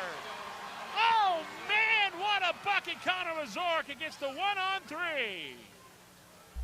And now we go in the counter. Kaiser finding Porter.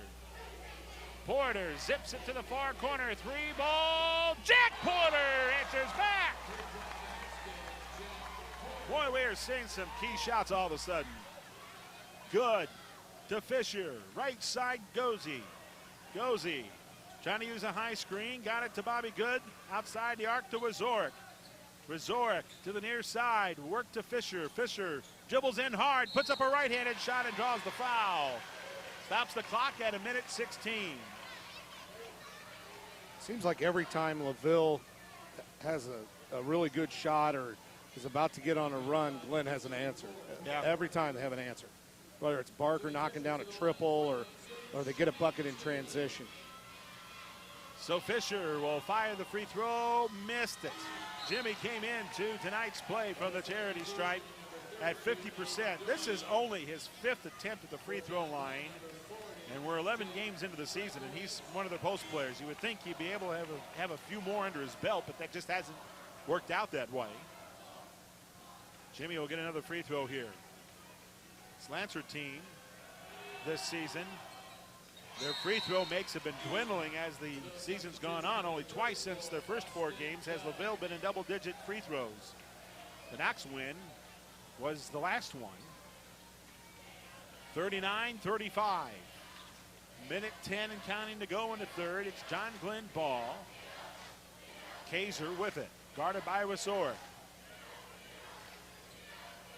Kaiser asking for a clear out here, and now he'll get some help. Porter lobs it to Frankowitz, left block. Kicked it out, 3-ball Jack Porter. No good, and the rebound Bobby Good. He gets the Connor Wazorek, 4 points the deficit. Wazorek wants to attack, kick to the corner Dove. Now out Bobby for 3, no good again. Rebound taken by Jack Porter. And now it's brought up by Kaiser.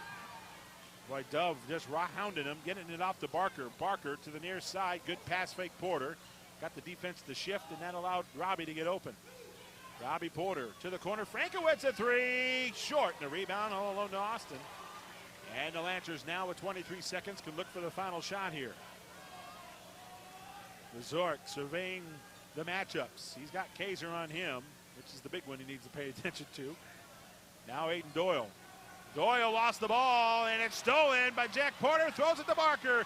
To Kaiser with 6, the layup short of it. Rebound Barker with 3 seconds as the Glenn guard scores, and the ball gets knocked out of bounds with 0.1 tick left.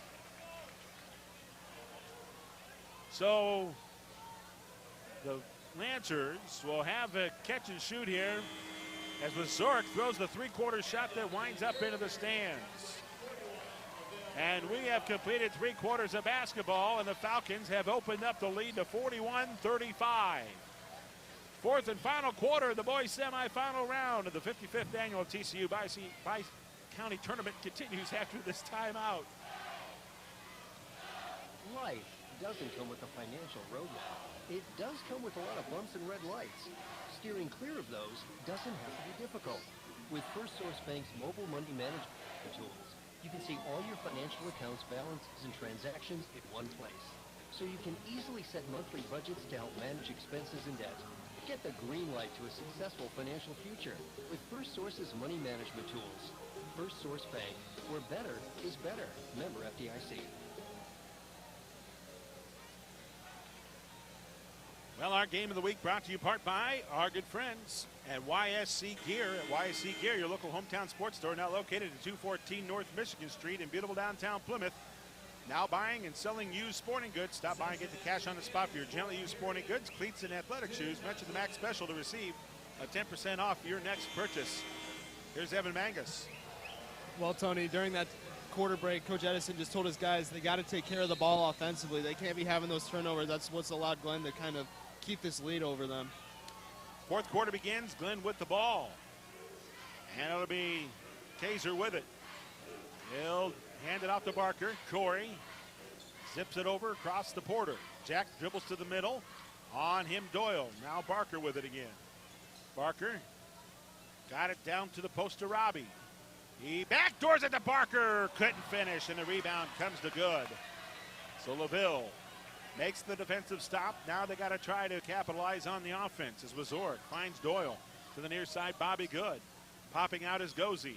Then Dove. Dove in the right angle high. Plenty of space to work with. Now Aiden Doyle's turn for a touch. Gets it to Wazorek on the right wing side. He's asking Dove to pop up, so Wazorek gets the one-on-one. Beautiful dribbling effort, but he painted himself in the corner. Got Dozy, though, and a help around the Good. Good drives left side with a bank shot floater. It wouldn't fall, and a rebound taken by Glenn. And so now Kaiser holds up the next play call as he dribbles the ball up the court 1 minute into the fourth. 41-35, Glenn with the lead. This is Kaiser with the basketball. Kaiser now worked over to the right side to Porter. Robbie giving it to Jack. Jack now to the near side Barker. Worked around by Frankowitz to Jack. Porter for three. It's no good, and the rebound beauty by Gozy. And they'll answer forward. Outlets the resort. Quickly to Dove. Great catch. Dove waits for some help as plays now in the front court. Now to Doyle in the right corner. Aiden still looking, And now cutting through Gozy. Turns on Frankowitz. Banked it in. Big bucket there by Tommy Gozy, the 5'11 senior for the Lancers. 41-37 now the score. Glenn back on the offense. Jack Porter with it in the right corner. Jack one-on-one with Austin. Brings it back to the top to Barker again. Gozy guarding him. Man for man. And now it's taken by Kaiser. Cutting in Porter. Kick to the wing. Dribbling through traffic and then coughing up. Jack Porter leading the Dove. He's got a breakaway. Two-handed dunk. 41-39. Glenn's lead cut to two. Falcons quickly back up court. There's an errant pass that Porter saved. Robbie wants to cut in right side and draws a foul. Good work by Robbie Porter. So that foul goes against Aiden Doyle. Each team now with 3 fouls at the 5:38 mark. Aiden Doyle's first foul. Fisher, Coleman, and Dill now come in for the Lancers to join Wazorek and Dove. Glenn gets the inbound. Barker finding Porter. Porter can't go inside to Hanna. Now the inlet to Hanna. Turning, spinning on his guy. Offensive foul on Hanna. So Bryson called for the foul. Stops the clock at 5:28 here in the fourth frame. So now the Lancers will have a chance to tie it up on this possession. Wazorek gets to the right side to Dill. Dill to Wazorek. Pull up inside the arc. Tie ball game. Well, that's a big 15-footer there by Wazorek. 41-41. Here's Robbie Porter to the corner. Young back out to Robbie. Robbie dribbles through. Dumped off to Young. Baseline shot fake. Put up, score! Carter Young and Glit up 43-41. Now on the counter with Zork inside the arc. He hands it off to Dove. Dove hanging onto the ball patiently. Gets help from Fisher now. Popping out is Coleman. He's not the receiver. Dill is. Dill on the right wing side. Popping out. It's Coleman this time. He's outside the arc to Dill. A quick three release. It's short. It hits off a body. Tipped around. Glenn grabs as Hanna had the ball poked away by Dill. And it goes out of bounds off of Dill. We got a whistle here. And apparently the official talking to both Wazorek and Barker. I think Barker might have got bopped in the nose. Wanted to make sure he was okay. All right. Well, it's a physical game, to say the least. Michael Edison's not happy. Or he's just getting revved up all of a sudden. One of the two. Kaiser goes off and kicks it to the corner to Barker. Back to Kaiser at the elbow. Back to Corey Barker. Barker darts in, brings it back out, able to find Robbie Porter, darting into the paint, free throw line jumper, short, rebound, taken by LaVille. Trailing 2 on this possession, 43-41. Razork will bring it across the timeline. Razork stopped at the top, pops a 3, that's in and out, and a rebound taken by Barker. And Barker able to outlet to Kaiser, and there comes Glenn on the counter. Kaiser will have the ball and a whistle and a timeout called. So Travis Hanna will call this timeout. 3:49 left to go in the game. 43-41, Glenn with the 2-point lead. We're coming back with more BiCounty basketball after this 30-second timeout. There's just one place where students are students first, and athletics are played with purpose and perspective. That place is your local high school. High school sports offer more than the joy of competition. Studies show that student athletes in Indiana are also likely to enjoy greater levels of achievement in other areas of their lives, including academics. High school sports, a winning part of a complete education. This message presented by the Indiana High School Athletic Association and the Indiana Interscholastic Athletic Administrators Association.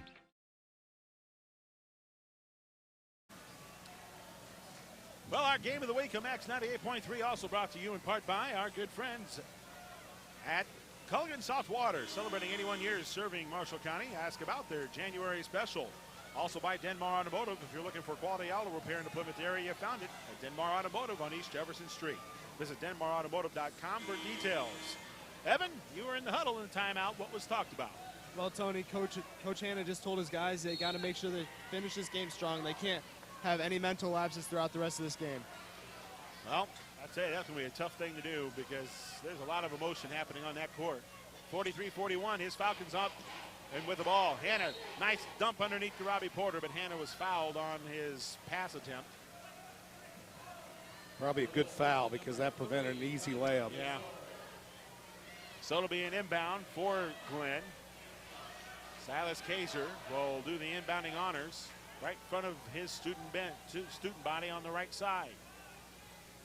Here's Silas still looking. Found his man in the corner. That's Carter Young. Able to find Robbie Porter. Porter dribbles out. Porter now one-on-one with Fisher. That's a matchup that's not in LaVille's favor there. Robbie, though, not taking him for right now. Trying to draw out Fisher, but Robbie still maintains dribble. Now he's going to get by him, but he dumps it down low to Young. Nice move by Carter Young for 2. Boy, that was just perfectly executed. 45-41 Glenn. Dub to the near corner. Dill now to Good. Good to Razork on the right wing side. Razork almost had the ball punched away. Razork spins, kicks it out to the top. Fisher a 3, and he misses. The rebound to Dub. He took a fist to the face, no call. A deflection, taken away by Corey Barker. And then his pass almost stolen by Dove, but regathered by Kaiser. Down to 2:41 left to go in the fourth. This one for a chance at a Bi-County title tomorrow night against New Prairie. Here's Porter, spinning move, left side, beauty. That was beautiful by Robbie Porter. You can't ask for a better spin move along the baseline. 47-41 Glenn. That was magnificent. Oh, man, textbook. Connor Razork to Andrew Dill. Dill attacks the lane, goes kick to the wing, trying to find Good. It got deflected. No, it didn't get deflected. It was thrown away. Boy, that literally got deflected. And now the near side official's changing the call. He said it was deflected. Travis Hanna not putting up much of an argument. Matter of fact, he's not putting up an argument at all. He's just telling his boys to play some defense. 2:11 left to go in the game. Still LaVille ball, trailing by 6. The inbounds finds Zork. Now to Dill. Dill on that right wing side, able to hit Bobby Good. Now to Zork on the left wing one more time. Zork to Good, a 3 launched. It's wrong again as Bobby Good is 0 for his last 4 to 5 shots from outside after hitting a couple in that first quarter. And now on the counter, here's John Glenn. Kaiser bullets one down low to Hanna. He's up, scores, and draws the foul. Tell me Silas Kaiser just didn't thread the needle with that pass underneath. Wow. 49-41, John Glenn making their run. So here's Hanna at the line. He's going to hit the and one. 9-point lead Falcons. They got to get back on defense. Good in the corner now to Dove. To the near side, Dill. Dill on the left wing high. Got it off to Razorek. Razorek wants to attack. Finds Bobby Good, who coughed it up. Stolen Robbie Porter. Gets away from Dove and waits for everybody to catch up. Here's Robbie Porter getting it to Kaiser to the right corner. This is Young. Carter. The boy will turn and pull it back out. This pass stolen by Dove, who got the steal. A breakaway, and another two-handed dunk for Austin Dove. Timeout, LaVille. 7 points. Now the deficit for the Lancers. Glenn leads 50-43. $1:16 left in the game. Back after this 30-second timeout at the 55th annual TCU Bi-county boys semifinal action on Max 98.3 and LVH1.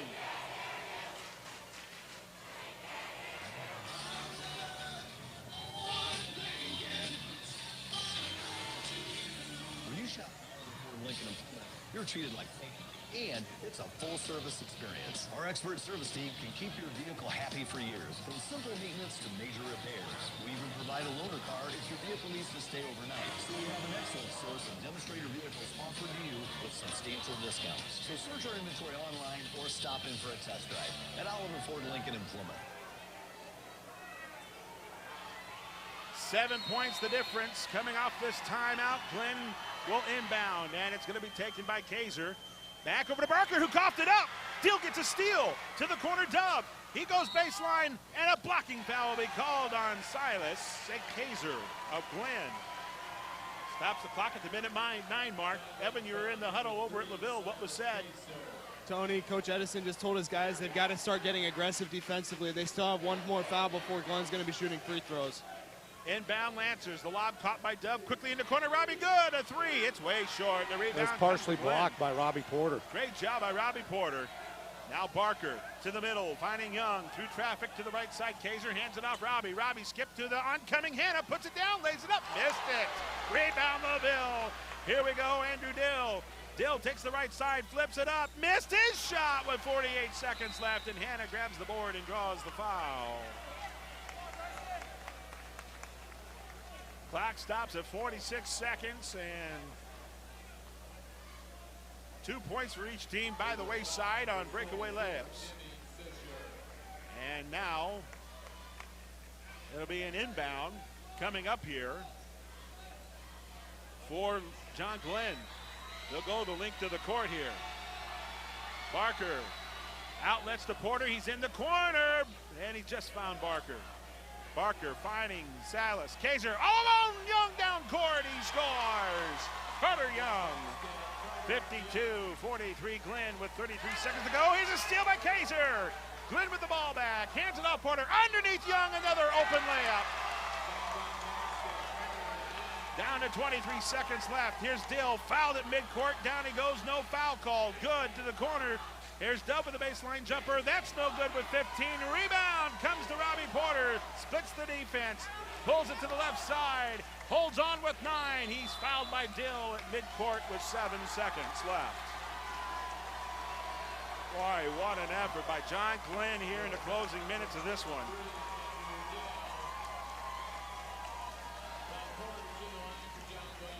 The Falcons getting ready to make their second consecutive appearance to a Bi-county title opportunity. They'll face New Prairie as Porter at the line, missed the free throw. LaVille grabs it, and they're just going to hold it in for some reason. I don't know why Austin Dove just held the ball. Good lets a three go, and now he hit it, but it's too little too late. 54-46 the final score. Glenn will go to the championship game tomorrow night against New Prairie.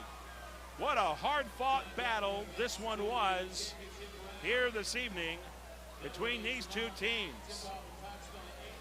Evan Mangus will join us in a little bit as Coach Michael Edison is making his way, and here he is with Evan. Thanks, Tony. Coach, back and forth game the whole way. Your boys fought hard till the end. Talk about your boys' performance tonight. Well, we had a few key turnovers, and every time we made a run and tied it up, they come back with a big shot, big three. Just couldn't get those stops when we needed to get over that hump. Turnovers were a killer tonight, weren't they? They were, and that was one of our key focuses. So, yep. Well, you're coming up. You still got a few more. You got about 7 or 8 games coming up before sectionals start. What's going to be the key to finishing off this season? Got to take care of the ball. Thanks. All right, thanks, Coach. Thanks. Back to you, Tony. All right, Evan Mangus with Coach Edison here on our post-game show, brought to you by our good friends at your Plymouth Ponderosa. Get our wings to go in 12, 25, and 50 party packs. Call Ponderosa for your next catering event. Final score, 54-46. Glenn gets the win here tonight. They'll face New Prairie tomorrow night. We got a Ponderosa post-game show continuing after this timeout.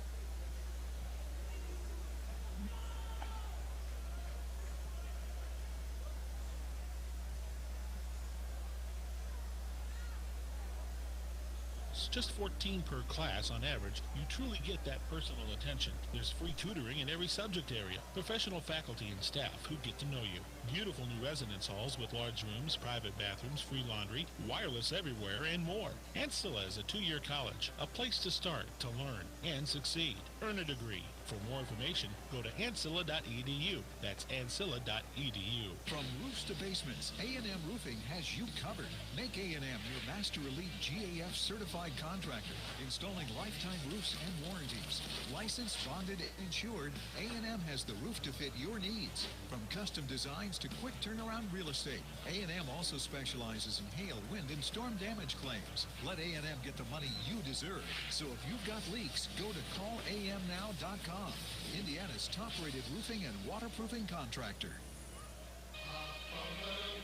Are you needing roof repair or looking to make your roof more energy efficient to save money? Call Energy Efficient Roofing in Plymouth. They do new or restoration roofing, from low slope, flat roof, or even metal roofing projects. Energy Efficient Roofing can do the job at a competitive price. Let the professional roofing guys at Energy Efficient Roofing answer any questions you have about roofing or estimates. Bonded and insured, call 574-209-2226. Hey, Evan, do you know where the John Glenn locker room is? Could you go see if we can get Travis to come see us? Roof with the best or leak like the rest. If you're a meat and taters kind of person, then you'll love Ponderosa's new go ahead. hand platters. Enjoy free platters like the ranch hand ribs and chicken, the mouth-watering ribs and sausage, or how about all 3 on one plate, served with the delicious flavor of our honey barbecue sauce. Fries and coleslaw are included. And if you're having a party, get wings to go. Get the 12, 25, or 50 for your big celebration. We want you to enjoy a meal away from home where you'll be treated like family with great food, friendly service, and a wide range of options. This only happens at your local Plymouth Ponderosa Steakhouse in Plymouth. Call 936-4128 or like them on Facebook. Welcome to the Plymouth Ponderosa post-game show. Once again, let's get back to Tony Ross.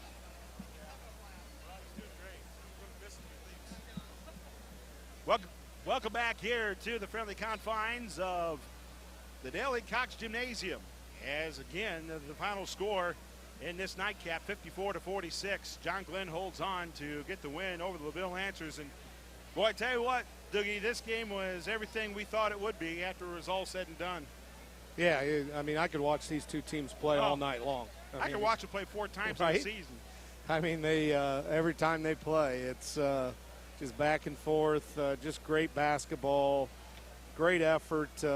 Both teams laying on the line, and that's what you want in Indiana high school basketball. And these two teams, they simply don't disappoint when they meet each other. And, what more can I say? Boy, it was we went through a period of that game, Tony, people just hitting threes, and it was just really a joy to cover. And, again, it's sort of in a way, same story as the first meeting where Glenn, every time LaVille seemed like they were going to get over the hump, just like Michael Edison told Evans a short time ago, Glenn always had an answer. They always had a big bucket, whether it was in transition or a three. I mean, Corey Barker knocked down a couple just critical backbreakers. But credit Travis Hanna's team for really stepping up once again and making the plays to win this game and advance to yet another championship of the Bi-county.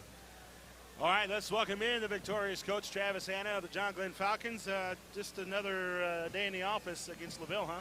Bi-county basketball, right? I mean, that's what people paid to come here and watch. And, anytime we get together, it's going to be a good one, at least it should be. And it was again tonight. I thought we'd go on a little bit of a run and stretch the thing out to 5 or 6 points, and maybe we could get over the hump. But obviously, they're a good team, and they found ways to stand. I give them a lot of credit because the first half, we're up 5 or 6, maybe even 8 at one point, and we get in a little bit of foul trouble. And I thought they did a great job of not necessarily going out of their offense, but being better at penetrating the basketball and getting themselves to the foul line and keeping themselves in the game. So I thought they did a great job of staying in it in the first half.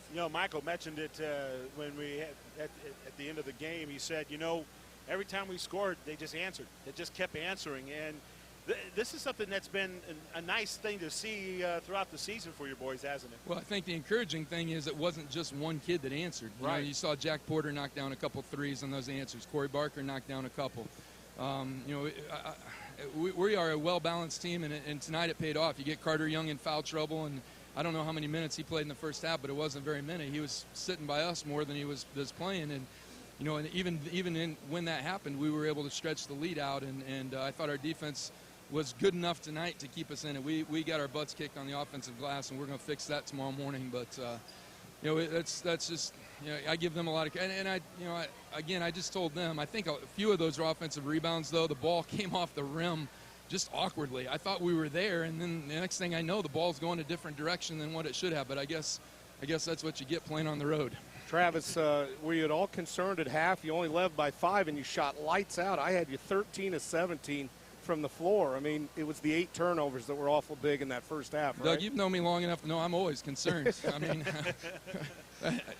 mean, you're concerned because I didn't feel like LaVille, and you got the stats. I didn't feel like LaVille shot it as well in the first half as what they're capable of. I thought they missed some open looks, and that concerned me. And we didn't do a very good job of getting through screens and buttoning up on guys. And we gave them way too many open looks. And unfortunately, they weren't able to knock down the ones that were put us in that situation. We talk about backbreakers. How important was it, especially in the first half, and then you carried it over in the second half? You were able to get key turnovers and then get it out into transition for some real easy looks. Well, as much as I wanted to wring Carter or Silas Kaser's neck a few times defensively, I think he was on the end of that a few times where he was able to get some pressure and get his hand on a basketball and get out in transition and get to the other end of the floor, which was big for us. And we have not been in transition as much as we want to be here lately, and that's something that we've got to fix. We're just, teams are doing some different things against us, but we're not looking to push the ball the way that we were early in the year. But, again, that's just something that I think basketball is cyclical. I think teams go through, cyclical things where you do things well for a short amount of time, and then it kind of falls apart. So we got to get back to being a little bit better in transition. Yeah, you want to be careful about wringing Silas's neck because it's something about the Bi-county. That kid comes up with buzzer-beating shots, and, he did again for you tonight. I'll say this because I know his family really well, but he looked better on that one than he did on some of the jump shots that he took, and it was just a shove up there. But you know what? I love him, and I'm excited to death that the kid's a sophomore, and I get him for 2 more years because he is, as you guys know, high energy, and he's going to be a heck of a lot of fun to watch here. Let me ask you about a couple of other players. I thought Robbie Porter was magnificent tonight, and then at the same time, what a luxury to have a 6'8" player in Barker that's able to step out and hit big triple after big triple. Well, you saw 2 seniors. I mean, this is Bi-county, and you get in tournament play, your seniors have to step up, and I tell you what, I give Rob Porter a lot of credit because last year, he put a lot of points on the board. This year, and I'm not saying he's taken a back seat, but he's kind of let other guys just kind of play their role, and then when you need a big bucket, there's Rob Porter.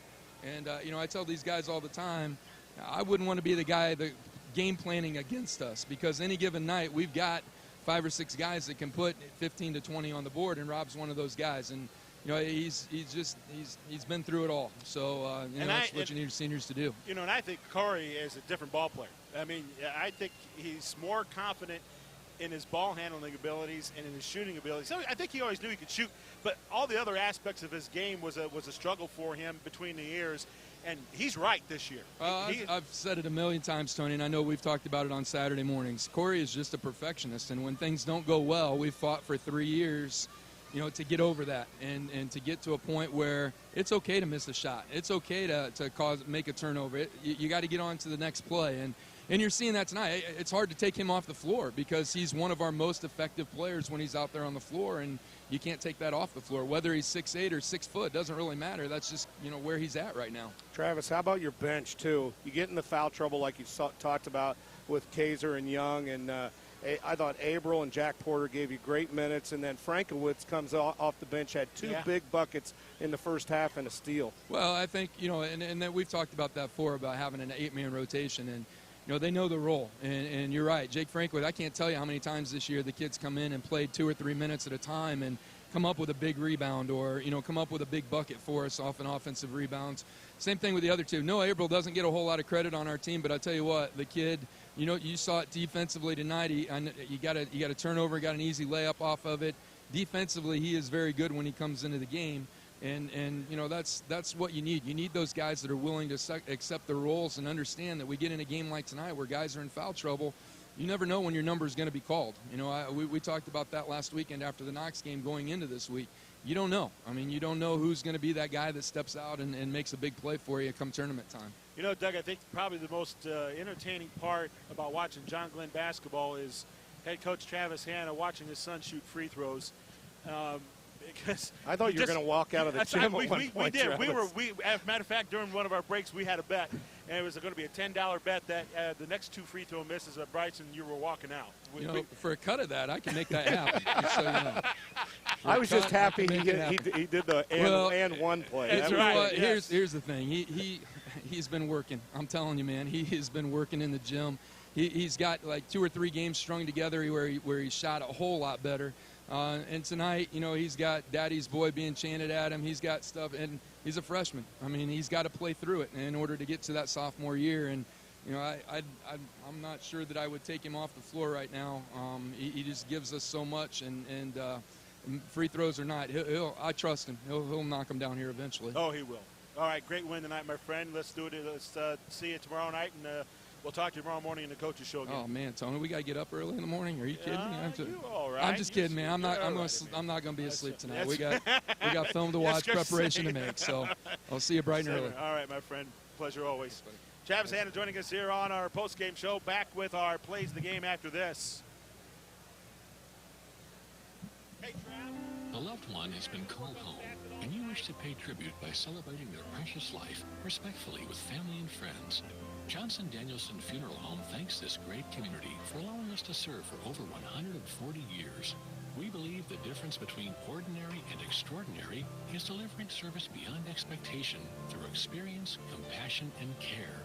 Our cornerstone is confidence and trust, from pre-planning to aftercare.